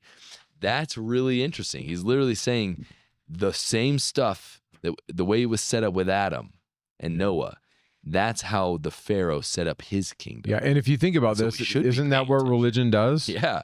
And Martin Luther says, okay, you guys are doing religion wrong. What we really need to do is do it this way. The King of England says, okay, I disagree with the way you're doing religion. I'm going to do it this way. Yeah. Today, certain evangelicals say, you're doing it wrong. You need to be a creedalist based on this. Everyone's doing religion, but they're kind of saying, well, you don't have the authority. And the question is, well, who does, right? And so Paul, this is when I do tours and we go to like Greece or Italy, these places, I'll take them through some of the New Testament and show them the apostasy is happening in real time. And on the last tour I did, somebody asked me, well, where did Paul get his authority? And it's super interesting because Paul says, well, I got my authority because Jesus told me to go talk and I saw Jesus. And Paul has this, he's having these debates because everyone's wondering, like, what's the authority? Yeah. So that's why it's important, because it's close to the real deal. Yeah. And in that vein, I think it's important to recognize it's not going to match entirely. And even our own modern day endowment, what is it that Brigham Young said? That it was, Joseph told him it was close enough, effectively, right? Yeah. And need to that work on perfect it, systematize it. Yeah. Even President Nelson, before he passed, talked about that, where he said, hey, as a member of the 12 have authorization to systematize it, organize it, refine it. And, you know, I will say this, there are refinements that have been made where I think it's more plain, more clear that Christ is the center of the temple. Part 6 point. Hold on. Please. Did you find the clothing bit? There's multiple clothing bits here, but like here's one, for example. What page, boss? Okay, I'm looking at page 354. Let's go there. Bottom of 354, top of 355. Essential to the king's appearing in glory was his full ceremonial attire. The dressing of the king being the main business after his washing, just before sunrise. The ceremonial equipping of the candidate with symbolic vestments shows him ready to play the role in the divine world where he is going to continue his existence. Anointing and clothing rites belong primarily to coronation. So if you were being anointed and dressed, it is making you a king, preparing you for the divine world. It is by being clothed in full ritual attire that the candidate becomes the son. So in other words, it changes your identity. The Son, S-U-N or S-O-N? S-O-N. By the way, just brief side note, at the Tower of London, they wouldn't let me take pictures, and I didn't have the Google glasses. Not that I would ever violate local laws. But they had the king's jewels, but they also had his regalia. And he's dressed like the tree of life. It's stitching of gold, and it's a tree. And this is channeling Weidengren, where he says the king is the embodiment of the tree. The king is the tree because the tree is a symbol for God. And so the king is the embodiment. God has invested in him this power. So the clothing of the king is to reflect God's authority. God's investing him with this. And this is really the backstory to the stuff in Exodus, where we're washing and anointing the priests, and we're clothing them in garments to say we're in a different place now.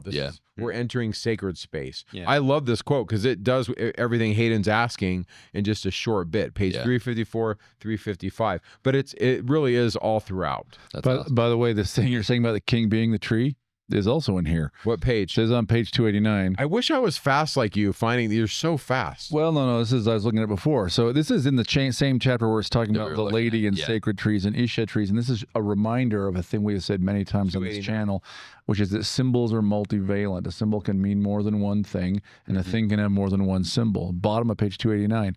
The splitting of the tree is plainly the substitute sacrifice. In other words, there's an idea that a human should be sacrificed or used to be sacrificed, but now we're going to split a tree. while its preservation against the time when the king shall be restored recalls the important role of the Eshed tree in the coronation, when the king's first parents, Isis and Min, Amun and Mut, stand flanked by Seshat and Atum, who write the name of the new king on the leaves of the Eshed tree. That is, the king is the tree. The king is the tree. That's amazing. Hmm. I mean, this is a big part of Weidengren's book, The King and the Tree of Life. The tree was a symbol of God. The king was the tree was the king. Also, in some of the early stuff, the king's rod was a mythological branch of the tree of life. Branch, yeah. He's got the tree of life. And the rod anointing oil coming out of the tree could be viewed as the rod of the king being extended to the initiate. And the anointing oil, and this is in here, and I can go find the passage if you want it, is the oil of the tree of life. Yes. Mm. Yeah. So which anointing you makes the, again, this is like it's a language lesson in the language of initiation. Yes. Mm-hmm. The oil that's placed on the initiate is literally, we're smearing the tree of life on you. Why? We want you to be the tree, bro. That's what we want. We want to bring you into that presence. It's all this meta language. The tree or the shoot. Yeah, but somebody could say we are translating it wrong. Bro, it's saying all kinds of things. That's why, to me, if I could live to be 1,000, I would translate the Bible, but every verse would have a footnote this long. Yes. This is saying this. Because you'll read the Bible and you're like, your mind will open up to, it's saying so much more than what that verse is saying. Yeah. Mm-hmm. Even the whole she's my sister thing. Yeah, I mean, I need to reread Abraham with that context because, yeah, it's very strange. Thank you for being so quick on finding everything. I wish I had, you know what I need is I need a Dijon app that I can just be like, okay, I'm reading this book. Yeah. Anyway. There's this. Thank you. Dave AI. It's amazing. You're pretty much legit.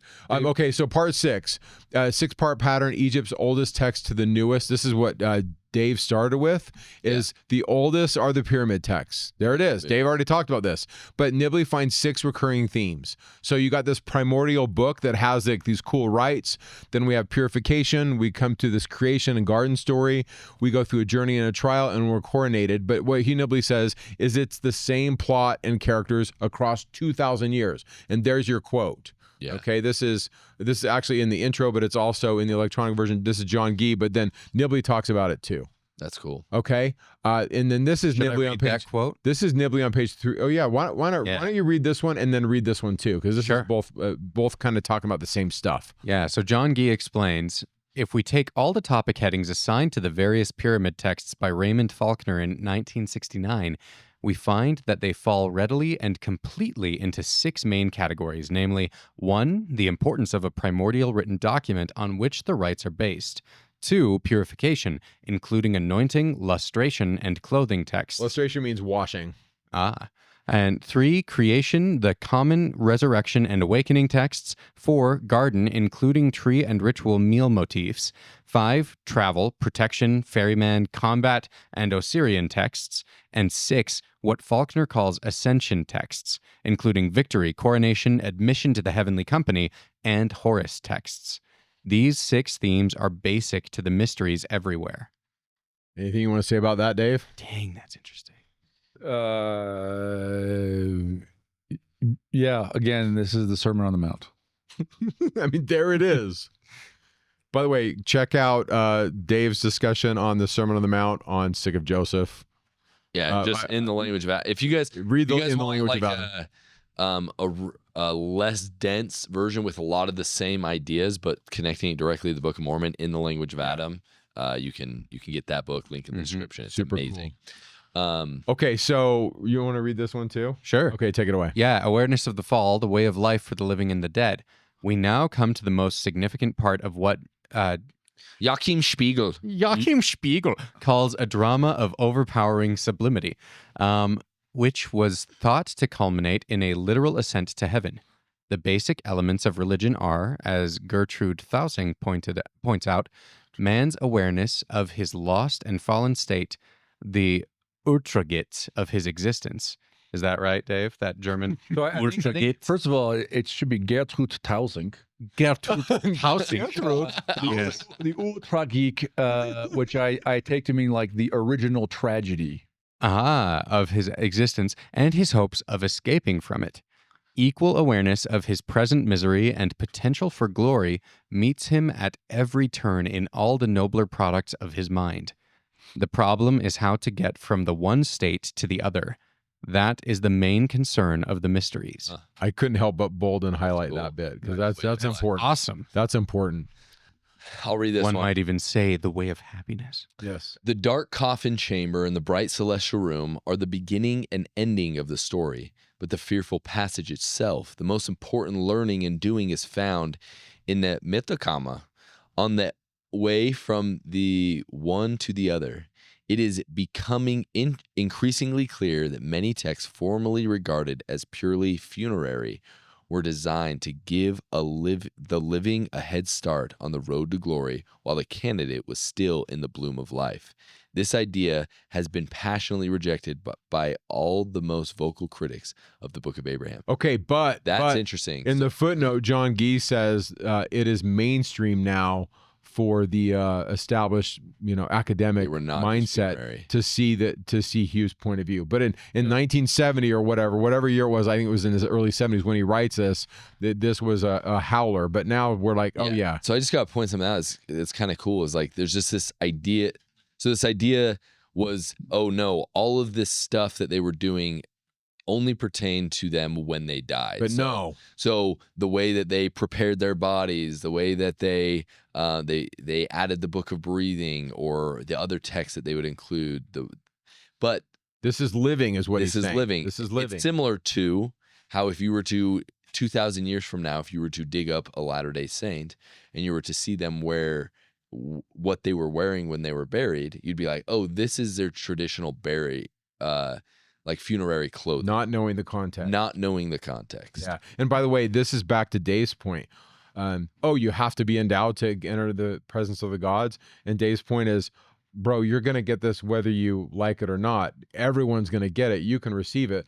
But why wouldn't you want a quote, what's the word to use? A head start on the road to glory. Uh-huh. Like, who wouldn't want that? Yeah. Who wouldn't want to really think deeply about, what do you really want, bro? Mm-hmm. Who would not want to think deeply about, well, why is it important that I'm honest or chaste? Or what does it mean to really give everything to God? Why would God want that? Can't I just say the magic word? Remember those chick pamphlets on our mission? I don't know if you ever saw. Remember those? I believe in Jesus. I confess him as my Lord and Savior. Okay, I'm done. Like, that's a spell. But the idea is that there's more to it, at least from my perspective, from the Latter-day Saint perspective, is no, you need to learn how to be chaste. You need to learn how to be honest. And you're going to fall, but get up again. Now, that's part of the negative confessions. So there's this bit in the Book of Breathings where and there's like 42 of them, where you have to make negative confessions, meaning I have not harmed a man. I have Yes. never taken a man's wife. I Yes. do not beat my servants. And by the way, Are those actual ones? yeah. Oh, yeah. While you're giving the negative confessions, they're weighing your heart against the feather of Ma'at, or the feather of truth or justice or Zedek. And if your heart is too heavy, the feather is lighter than your heart is heavy, Amit will eat you. I think I have a diagram in here where Amit's about to eat you. What's fascinating to me is you do a study of the book of Exodus, and there's two strains. We're dealing with a couple different in the documentary hypothesis, but in one of the strains, it doesn't say that Pharaoh's heart is hardened. Mm-hmm. It says it's kavod. It's heavy, over and over again. His heart is too heavy. His heart is too heavy. And my take on this is the writer knows this stuff and is like, Pharaoh is going to be eaten by Amit because he is not a man of justice. That's It's super interesting. That's how I read it. So rather than having his heart hardened by the Lord, it was heavy before the Lord. It's heavy. And so Amit's standing there waiting to see if your heart's too heavy, he eats you. So in the Hebrew, it's heavy. In one of the strains, it's kavod. Yeah, it's heavy. It's heavy. Yeah. That's really interesting. Yeah. And the other one, it's the word, I don't know the word, it's sahak. I think it's the word strengthened. It never does say hardened. Yeah. It says, in one strain, it says it's strengthened. In other words, it's strengthened against Moses. And the other one, his heart is heavy. And the King James translated as his heart is hard. Yeah, I think one of the negative affirmations as well that you have to give is you don't listen to Nickelback unironically. I have not listened to Nickelback. You know, it's interesting. I like Nickelback. I'm just gonna say I this. actually do too. I like it. I'm so sorry. It's Canadian, and I love It's it. so funny that that's become a Canada. I couldn't actually identify a Nickelback song. I don't know. Well, Dave, if you just look at this photograph, Yeah. When I was a younger man, and Do you even know what he did? Callow, Do you even know what he just did? No. One of the Nickelback songs is "Look at this photograph." Okay, but yeah. So when you I wanted to see if he would know. when you were a I kid, literally do not. yeah. So I have a collection of about 2,000 CDs, and I listen to those. Mm-hmm. Oh, I don't listen to the radio typically. Your watchers are now watching this, saying, "What's a CD?" Yeah, you're like, That's awesome. Dave is old. As an old man, let me make this observation also. When I was younger, I used to think this idea of negative confessions represented like an immature spirituality on the part of the Egyptians. Like, gosh, that's for pikers. I have not stolen. I have not cheated on my wife. I have not lied. Like, that's easy. Like, really, it should be transforming the heart. And actually, the older I get, the more I think actually most of us are going to fail.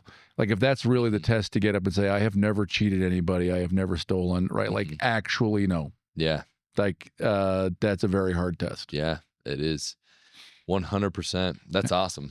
I love this slide. Sorry, I can't help it. That's the Ba. Here's the different versions of it. It's what? There's a bird with a human head. What are these guys Just doing? the human head, the head of the dead person. Yeah, what is this, right? Oh. So the rites were designed to transform you. The survival of the Ba, it's the idea to grant the soul, the Ba, the agency to travel, breathe, and progress through the eternities. This is a quote actually in the book.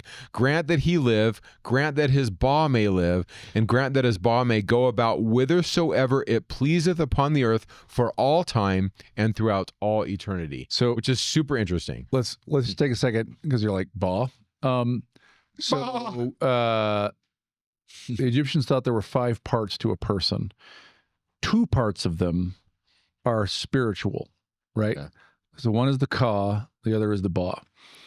The Ba is depicted as a bird with your head on it. The Ka is depicted like this. Okay. Okay. An Oriente.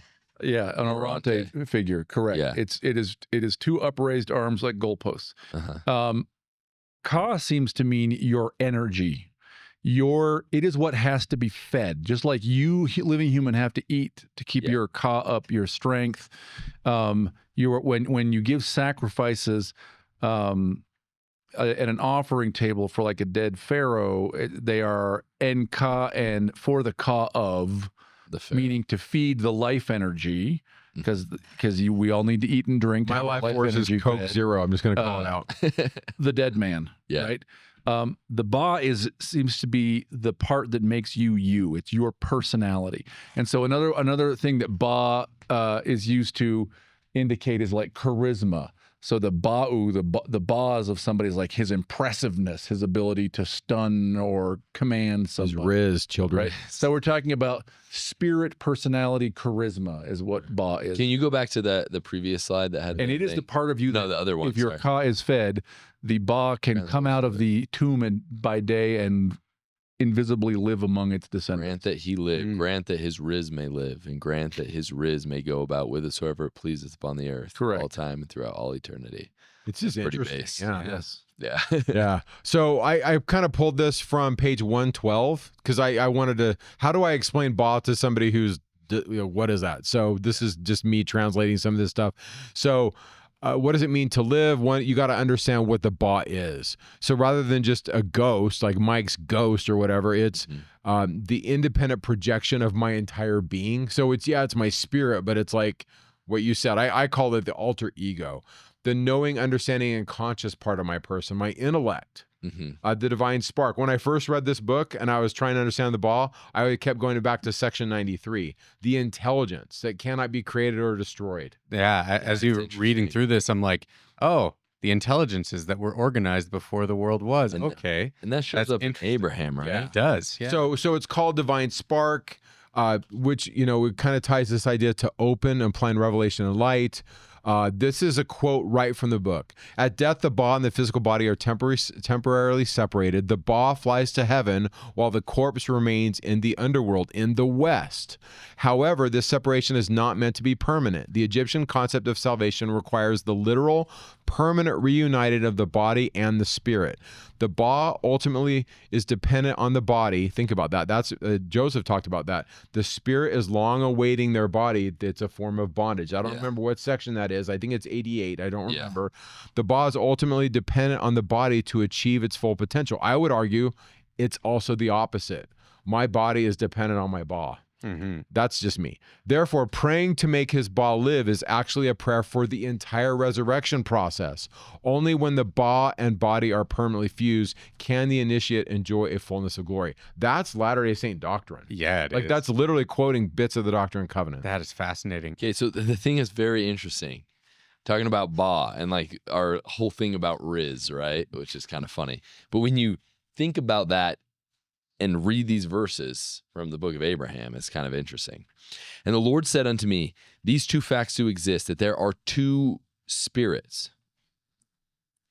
Wait. And one's going to be greater than the other. One's going to be greater than the other. There are two spirits. I just think about like this Ba-Ka thing, but I think I'm reading that wrong. One being more intelligent than the other. There shall be another more intelligent than they.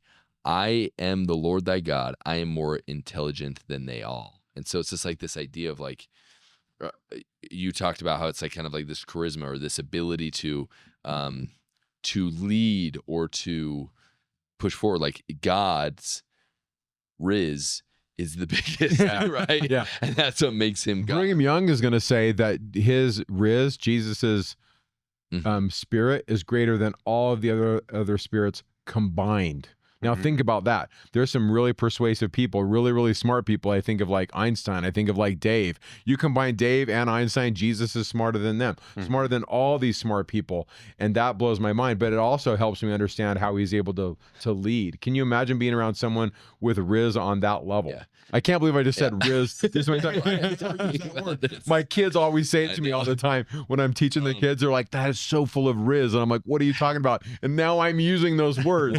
One thing I just want to point out is like, so this is in the context of talking about Kolob, right? And so he's talking about, so I'm just going to read these previous verses. Just to be clear, the passages you're looking at refer to Kolob. Yes. Yep. Yes. Okay. Abraham 3. And the Lord said unto me, Abraham, I show these things unto thee before ye go into Egypt, that ye may declare all these words. So he's giving him this knowledge so that he can go and effectively declare the words in Egypt, right? And so that's something that's interesting.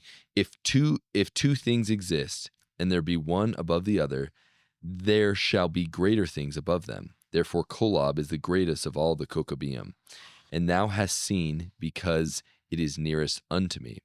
Now if there be two things, one above the other, and the moon be above the earth, and it must be up, then it may be that a planet or a star may exist above it. And there is nothing that the Lord thy God shall take in his heart to do, but what he will do it. Howbeit that he made the greater star, as also if there be two spirits, and one shall be more intelligent than the other. So that's like the background. But it's just... So by the way, when he says two spirits, one more intelligent than the other, two stars, one above the other, is he giving two different examples of a principle, or is he saying the same thing? So I have long thought that when he's talking about Kolob, we shouldn't really be thinking about this as a star or planet. Thank you. But actually what he's talking about is divine beings and priesthood. No, what we should Are you be serious? thinking, Yeah. Is Kolob serious? Yeah. So to me, Kolob's Christ. So it might be because Caleb is dog. Serious. Yeah. Doesn't Caleb also mean center? I Man, he's calling him out right now. has specifically made this argument, and I think it is an interesting idea. What's his argument? That Kolob Possibly. really is Caleb. It's Star. the dog star.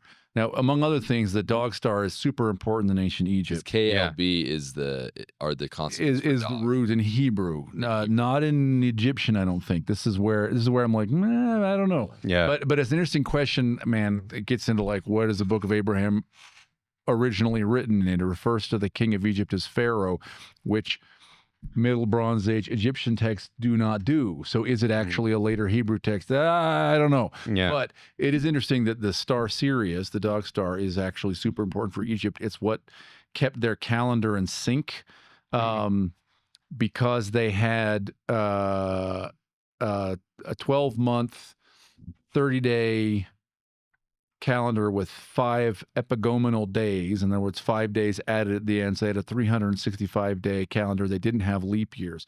So their calendar was constantly slowly shifting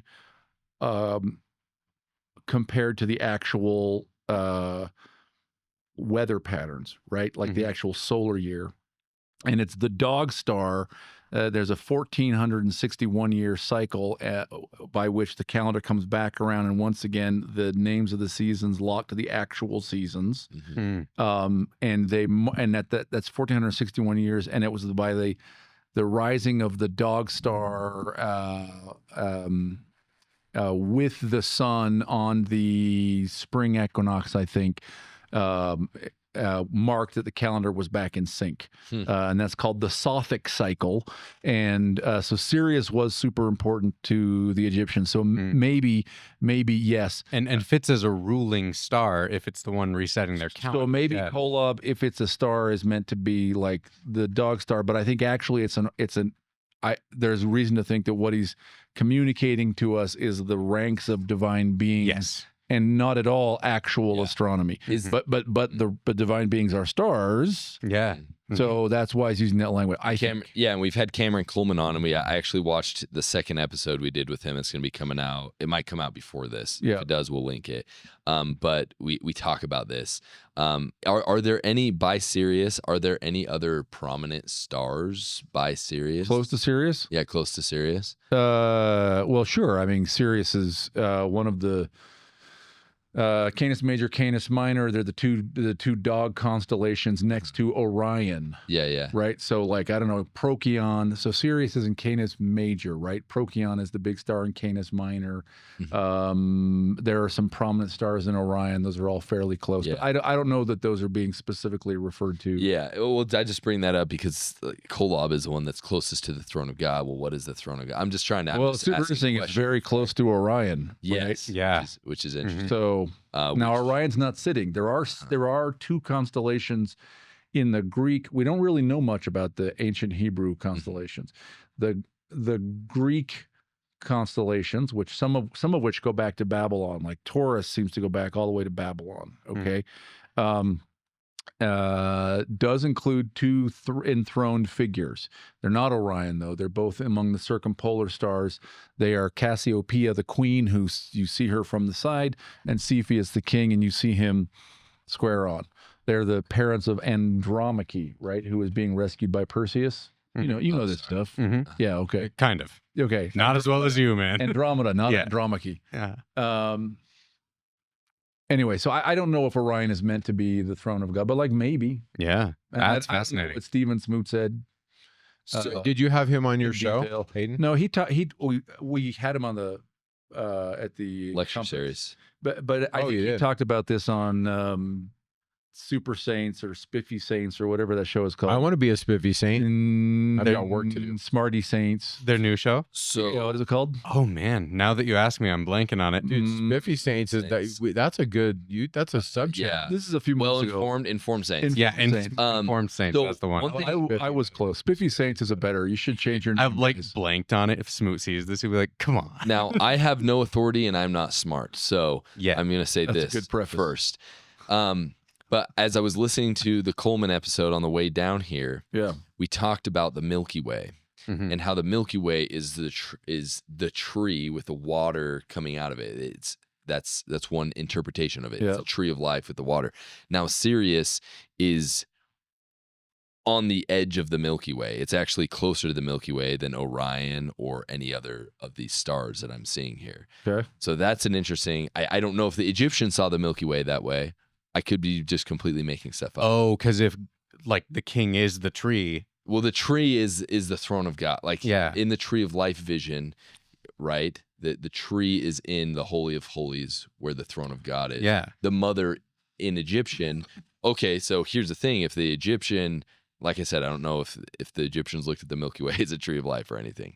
But the throne is the mother in there. And if the mother or the lady is put with the tree, then the tree of life would be the throne. Yeah. Isis actually has a Throne on her head. Yeah. And so some of the iconography just shows the throne. It's just Isis, like she is the throne. You spell Isis by drawing a picture of a throne. Literally, yeah. And the letter T. And that's why I love the Pieta, where it's showing Mary holding Jesus, like she's the throne, but the slain God rises again. So that's just me making shiz up, but no, that's interesting. So, But the Milky Way, you could equate with the axis of the world, with the trunk of the tree. And maybe that's what is meant to be understood. Yeah. I know we've talked about deification, and we were about 5 minutes ago talking about the Ba, so I'm just going to share a couple more things about the Ba. For it to live, this is what Hugh Nibley says, it must undergo deification. That's what this slide says. Mm-hmm. So in the Book of Breathings, it's a process where the initiate is placed in the society of the gods and receives the status of godhood. Once the Ba is deified and made to live, it will do these things. Brad, you want to pick it up? This is what it will do. It participates in the divine cosmic consciousness. It gains absolute mobility and freedom, conventionally symbolized by a bird like a hawk or the divine phoenix, negotiating empty space in defiance of gravity. The Ba is free to fly to heaven, dwell with the gods, and return to the tomb at will to fetch nourishment for the body. It is freed from the boundaries of death. Nothing can hold it back in heaven or on earth. And that's on page 227, 228. I kind of summarize those pages there to kind of give that idea of that's what the Ba is doing or should do. That's the goal. Yeah. Just got to point out, this is just a quick Google. It's saying that the ancient Egyptians viewed the Milky Way as a projection of the sky goddess Nut. Nut. Yeah, don't say Nut. Yeah, the way you were saying it. Don't be a hick. So once again, going back to the thing, was the goddess in that one image we saw? Nut was the goddess coming out of the tree. Yeah. Interesting. Yeah. Huh.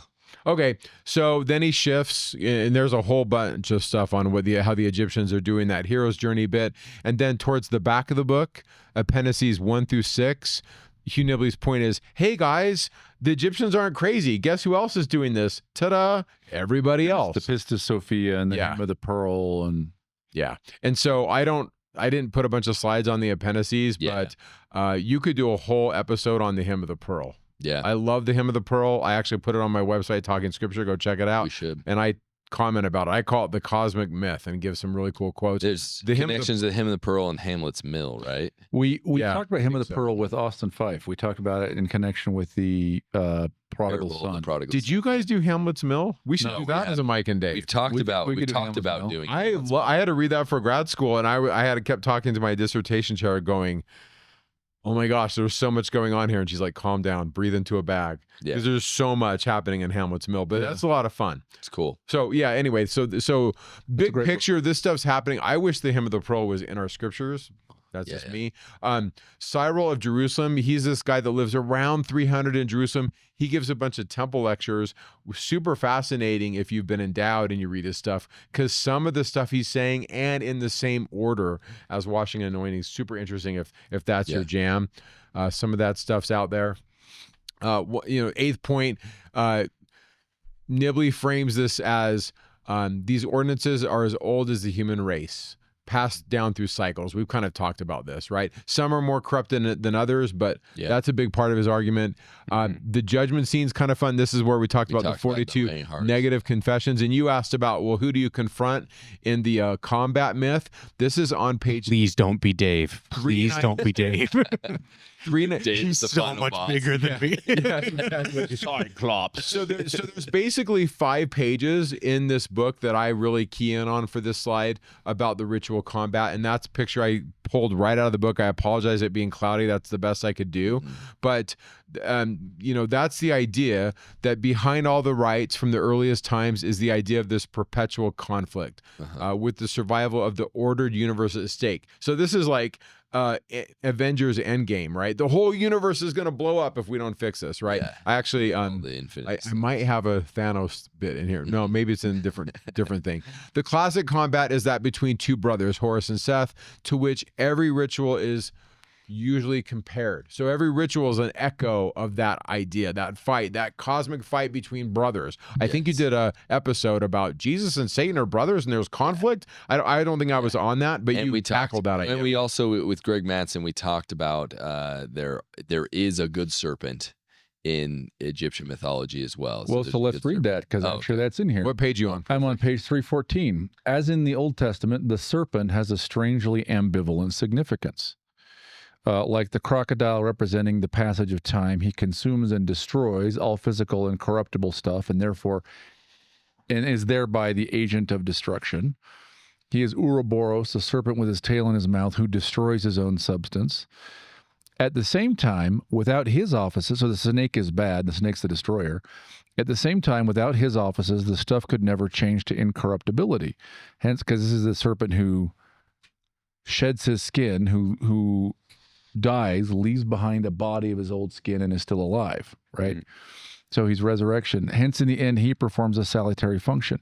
As it was by a serpent that the children of Israel were smitten in the desert, so it was by a serpent that they were healed. It is the serpent who defeats the serpent. The caduceus, the sign of the two interlaced serpents, was the sign of Asclepius, who healed the dead. One serpent signifies death, the other life, and they were intertwined in life-giving copulation. All over the ancient Near East, in fact, serpent images are associated with the god of the opening year as bringer of light. So, Interesting. I mean, this is a thing we've talked about on this channel, but here it is again, right? Check it out. There's all these little kind of nuggets in here. There's a good serpent. There is an evil serpent, right?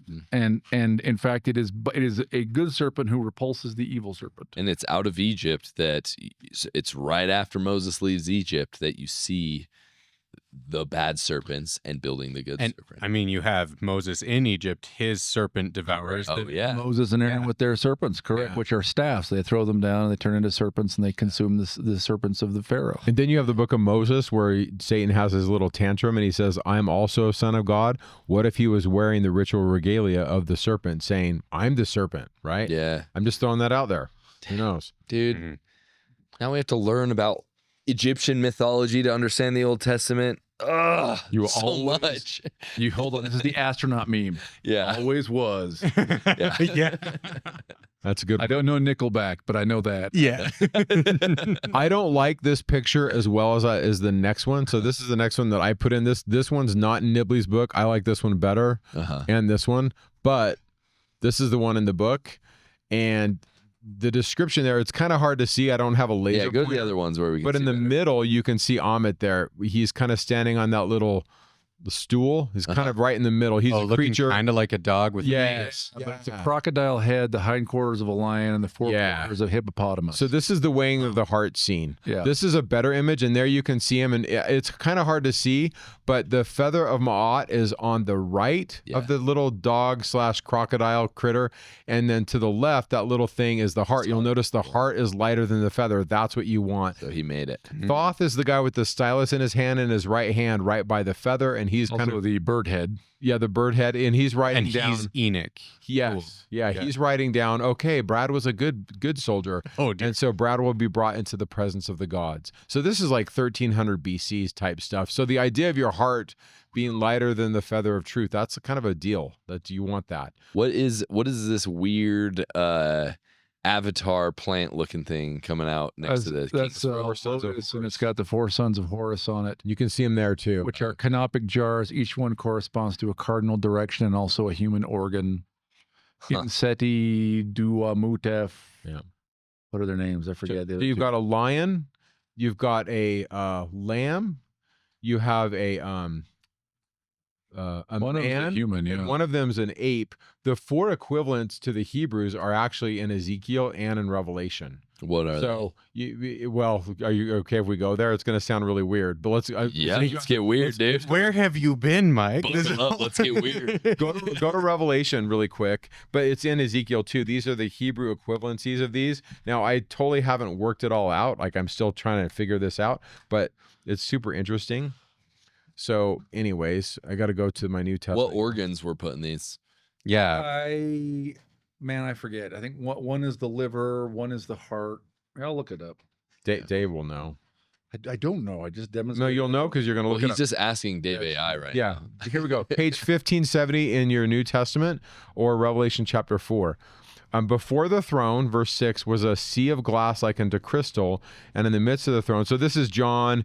He sees this grand door open up in verse 1, this huge door. It's not like a regular door. It's like a mansion door in the Greek. So just like this is the throne, he's seeing. He sees a throne. Yeah, he sees a throne. So the door opens up. He sees a rainbow and all this cool stuff. He sees a circle of, they're called seats in verse 4, but they're thronos in the Greek. He sees thrones surrounding God, these people wearing white stuff.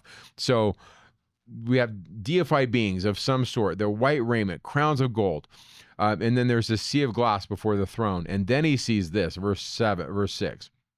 Round about the throne, so the 24 thrones. Now there are these 4 beasts in verse 6. And the first was like a lion, the second was like a calf, the third was like a man, the fourth was like an eagle. That's the equivalent of the 4 sons of Horus. So instead of an eagle, you have a hawk, and you have a lion, you have an ape, I think, instead of a calf, and the other one's a man. So they're really close. It's the equivalent there. And I don't know, but here's what's interesting. It's just weird that he gets put in the same place. It's the same genre. Now, there's this guy. Now, you don't have to read his stuff, but it's super interesting to me. So his name is John H.C. Pippy. While someone else is talking, I'm going to Google his exact name. His last name is Pippy, Pippy. When I was in John Hall's classes, before he passed, John Hall said to me, Mike, you need to read this book. Mm-hmm. And Pippy's argument is this, that the book of Revelation is an entire commentary on the Egyptian texts. Yeah. Which is super fascinating, super interesting. And not only is it a commentary, but I think Pippy's argument is, if I remember right, it's a repackaging. Weird. Which I'm totally okay with in the as we're sitting in this conversation having this. I don't have any problem with that. I mean, there's some... It's very strange that Jesus goes to Egypt. I mean, I guess it's not strange. It was a big deal back then. But Jesus spends his youth in Egypt. We don't know how long. Yep. Or and I think it only shows up in Matthew, right? Yeah, I think it's only mentioned in Matthew. There are non-canonical texts. And that's not the same. Evangelium of James. And that's not the same one that also talks about him when he's 12 being lost at the temple. No, that's Luke. That's Luke. See? So here's the thing is people assume, he was in Egypt until he was 12 because they have to make the gospels line up. We've mashed them together, yeah. We've mashed them together. But according to Matthew, he just goes to Egypt and then at some point he comes back and he starts his ministry. Who knows what exactly he was doing in Egypt, but something to think about. Here are the 4 sons of Horus. Mm-hmm. Imseti has a human head, holds the liver, is associated with the goddess Isis and the direction south. Mm-hmm. Hapi has a baboon head, holds the lungs, is associated with Nephthys or Nebet-Hut and the direction north. Duamutef is the jackal's head, holds the stomach. The goddess is Neith and east. Kebesenuef is the falcon head, holds the intestines. The goddess Serket and the direction west. So they really rip it all out. The heart was left in the body. I thought the heart was. I remember that the brain was thrown away. They stick like a knitting needle up your nose and yank the brain out and discard it. I don't want to go through that. Can I just say that? Please don't do that to me. By the way, embalming is kind of the same thing. They like pump you full of stuff and turn you into a mannequin. Death is so. Consider just being cremated. Yeah, cremation sounds better and better the more I learn this. Right. Well, if you get over the fear, the sort of childlike fear that God can resurrect me, but only if my body is full of chemicals and intact. Yeah. You got actually being cremated. Also, he made Adam out of dust. When was the last time you guys went to a cemetery? So my grandma, she passed away and we went to a cemetery. The headstones are so close together. Yeah, and they're all packed. There is no way they're actually burying bodies in there. Like it's so packed and there's so many, like when you just do the math of how much room there is and how many headstones, you're like, are they doing something else with these bodies? I'm not saying they are, but I was just like, we had a joke about like, Pulling 'em out yeah, and they put them in later. and then they just cremate them and leave the headstone there because it doesn't make any sense It would be mathematically. cool to have your own family land with your own family crypts and stuff laid out. Yeah. But like short of that, cremation increasingly looks like have some other place or way for your family to remember you. What are their rules? I What are was their not rules? anticipating the discussion going this direction. But what are the rules about burying like in your yard or whatever? Like, Oh, I'm pretty sure I think if you even buried a dog in your yard, there's a city ordinance you're probably committing a crime. Everything's illegal. Everything is illegal. I would certainly not bury a human being, or I should say, I would not tell anybody. If you had occasion to bury a human body in your backyard, I would. don't tell anybody. Even if it was like your child who died of sickness, I just would not. Wouldn't do it. Mm-hmm. Pretty sure. Well, or if I felt compelled to, I would keep it a secret. Yeah. I looked up that guy's name and I got it right. I can't believe I nailed it. It was John H.C. Pippy, but the title of the book is The Egyptian Origin of the Book of Revelation. All right. That's a whole other conversation for another time. Man. But there's some read books. There's some interesting connections here between the throne of God and these four individuals, whatever they may be. But the idea, the big picture here is you give the 42 confessions and then they weigh your heart to see if you're telling the truth. Amit doesn't eat you and you pass into the presence of God. And that's another version of it. You can see Amit on the far right. He's kind of like this.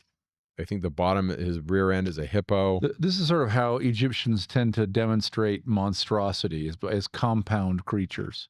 Mm-hmm. And all things that would eat you, right? Mm-hmm. We don't always think of hippos. Hippos are a terribly violent. Yes. It turns out actually herbivores. So here's the thing, okay? It's harder to digest grass than meat. So you have to have specialized stomachs and intestines to eat grass, but herbivores can't eat meat. And like, just Google this. There are plenty of pictures of deer eating snakes. I have a friend who talked about how they had a horse who was a holy terror to the chicks on their farm, who would just eat the chicks if they got anywhere near the horse. That's crazy. man. Herbivores can eat meat.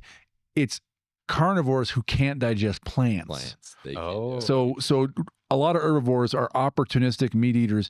Hippos eat like humans. There was a guy in like 2010 or something who rescued and raised a hippo, and one day it ate him. I saw a crazy video. That is crazy. That was nuts. Yes. And you have to have a strong stomach for this video, but there's a channel called Nature is Metal on Instagram, and it just shows like the reality of nature. Like, it's gruesome, right?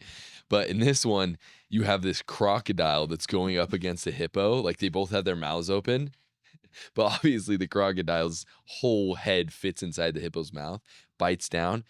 In one bite, it decapitates the whole crocodile. And it's just like, oh my gosh, that thing is scary. Yeah, don't mess with that hippo. Don't mess with the hippo. In Egyptian writings, the hippopotamus is a symbol of danger and terror. It is a threat to you, even if you're in a boat. You're in a boat, the crocodile's not going to do much to you. The hippo can knock you over, trample you under, drown you, shatter your boat, eat you. Don't mess with them. And they can run 30 miles an hour. Oh my gosh. Yep. So you're not outrunning a hippo. That's as fast as Mike. Yeah. My last Almost. bit's on translation. All right. He says, Nibley, a text isn't translated until its cultural and ritual packaging is grasped. Okay? And that's his defense for Joseph. And then I put a bunch of stuff in here on translation. That's Meaning cool. just being able to say the words, oh, this means Amun the Golden opens up the door to the child of light. What does that mean? That's not translated until you understand the context and can say, well, here's what it is talking about. Yeah. I love this bit on page 54. Joseph was a translator in the grand manner whose calling was to convey the thoughts of the ancients to his own generation by any and all means which the Spirit put at his disposal. The work of restoring all things and bringing, quote, all things together in one, the last great summing up in which nothing should be lost, entails a great meeting of cultures and languages and requires, above all things, an inspired interpreter.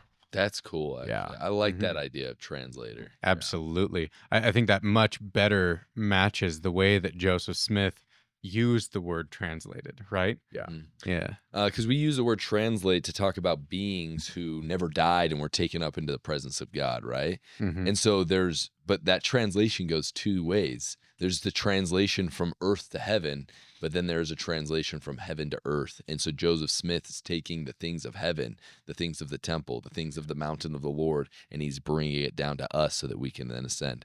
Dave, you thought of something funny. What'd you think of? Is it appropriate? I was just going to say, or as we say now, Shane Baldwin's friends. Yeah. Oh, no. Yeah. Maybe you want to strike that comment. I don't even know who that is, so I think the audience. You're in a good place. You're in a good place, Mike. Okay, I have a bunch of slides on translation just because I couldn't stop with Hugh Nibley because I loved it so much. Yeah. One of the reasons why is because Joseph's been under fire so much about, well, it is or it isn't, and I love this stuff in translation. I mean, I think it's worth reading for our audience. Should we just rotate through? I got it. Okay. Joseph Smith's proper title is prophet, seer, revelator, and translator. The last referring to his unique and particular work and calling. He understands translating in its broad and proper sense as the handing on of any part of the heritage of the past from one generation or culture or language to another, in which the rendering of written text is only part of the process. Webster gives as a primary meaning of translate to bear, remove, or change from one place, condition, etc. to another, to carry over, to transfer. Only when we get to the seventh definition do we find to render into another language. Broadly, to carry over from one form or mode of expression to another, to interpret into another medium. Even here, the idea of a literal translation must yield to that of interpretation, which is something quite different. That's actually very insightful. That's so good. And continued, it is in this true and correct sense that Joseph Smith uses the word translation, while his critics, by employing it in a more narrow and limited sense, would ever turn it as a weapon against him. While we were doing the work of translation which the Lord had appointed unto us, we came to the 29th verse of the 5th chapter of John, which was given unto us as follows, D&C 7615. Right here we can see that the critics of the papyri are wasting their time. The prophet never claims to be operating as a linguist. The translation is given to him. We are reminded that he translated large parts of the Bible in the same way. Why then do scholars waste their time manipulating dubious Egyptian texts when a whole volume of Joseph Smith's translations lies at the hand for comparison with countless translations by competent scholars of the very same biblical material? Take the passage from John mentioned above by Joseph Smith, for example. Are there not hundreds of scholars in the world today who can translate it from the original Greek better than Joseph Smith ever could? There are, and that should settle the matter. Only it doesn't. Nibley's a baller. Dude. Yeah. Oh, Nibley is cool. Really cool. So, you read these texts and you're like, okay, coming into the presence of Newt, I was washed and I was anointed. And then I go through this combat stuff and you're like, so what? Once again, this is not the book of Abraham, but what Hugh's point is Joseph takes these texts and he also gives us not only the book of Abraham, but he also gives us the rites, the ordinances. How can any scholar ever be sure that he knows what John himself had in mind when he wrote the words which have baffled the doctors to this day?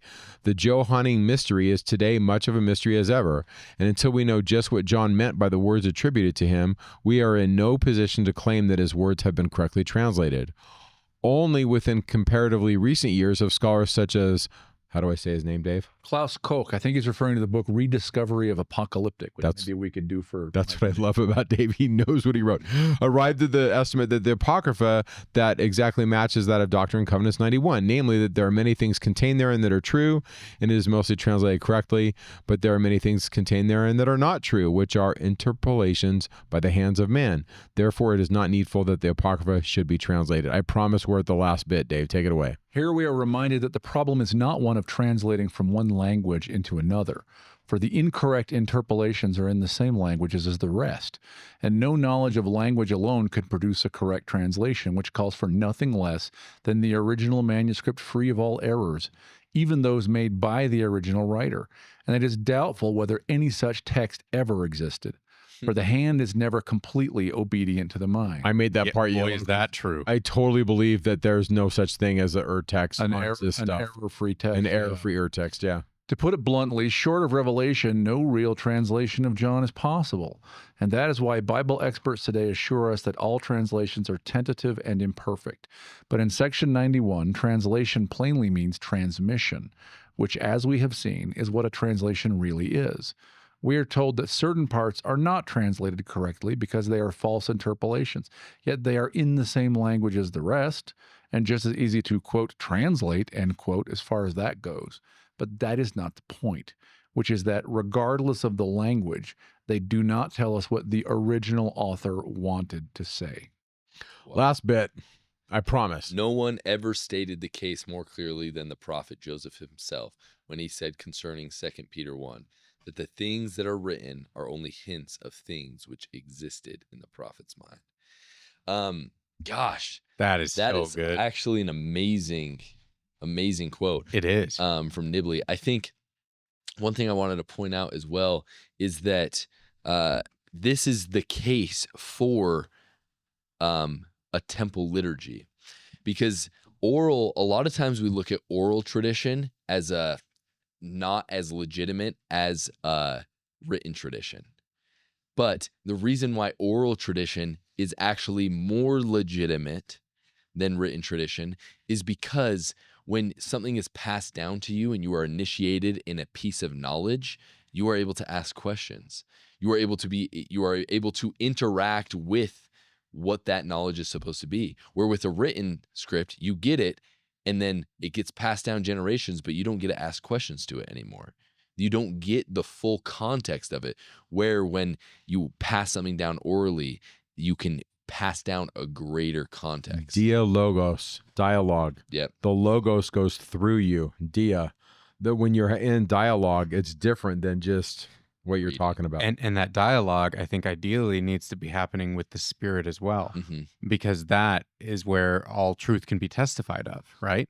Yeah. Because even with person-to-person communication, you can have things said that people misunderstand, even with the questions. It's really fascinating looking at this that way. Wow. Cool. All right. Any last thoughts? That was wild. As we were preparing this, I thought we could do a whole multi-hour episode just on the appendices. Probably do every single chapter in there, and Yeah, this was just a flyover, basically. Yeah. You have one more slide, Mike. Yeah, it's just on the sources where I just say many of them are paraphrased. I did ask this question at the end: which of the 10 points most change how you read the Book of Abraham? Facsimiles, the facsimiles are in there, at least number 1, I believe. Anyway, I did my best to get the quotes. Sometimes if I paraphrase it, I tell you. But anyway, I'm a big page guy. I love that you reference in here, hey guys, here's how you can get a free copy of it, so they can kind of follow along. And I really love how every time we're talking, Dave's like, oh, it's here. Like he's just having Dave in our hip pocket and then your stuff on the stars. Wow. That's something. Interesting. Yeah. This is fascinating. Really cool. I mean, I just got to say, like when you're looking at the facsimiles, which are what are made fun of the most probably out of the Book of Abraham,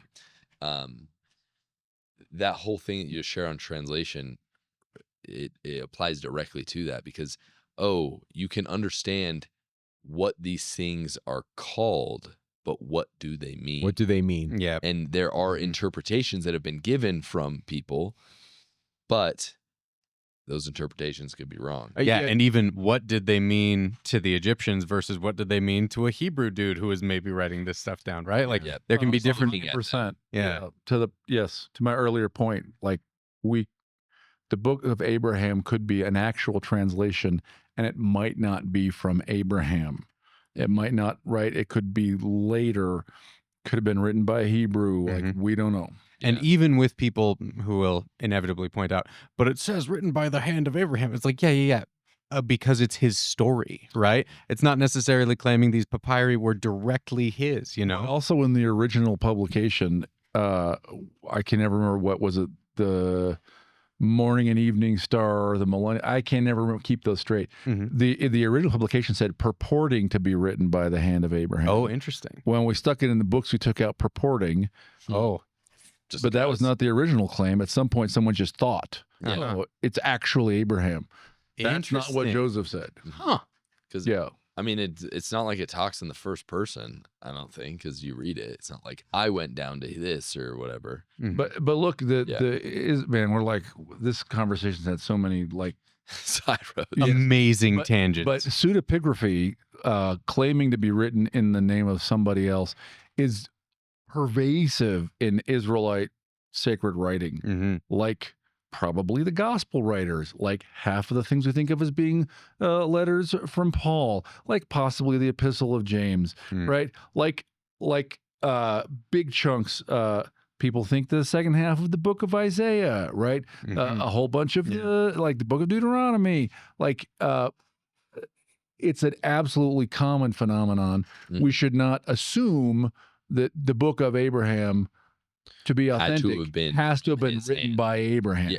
Yeah, because the book of John, or sorry, the book of John is purported to be from John. Maybe it was from John, but the ones that we have that we're translating from are not from John. Yeah. Right? Like we don't have one that is from John. And it is in the first person, by the way, with my comment. It is in the first person. But I was just looking that up. Before we start another tangent, we're gonna end this. Okay. This was I'll ask awesome. my tangents after. Thank you so much. I have missed Mike and Dave read books. It's been a long time, and we're gonna keep that up until eventually you guys are reading Mike and Dave's new books that are coming out this year. So we're super excited about that.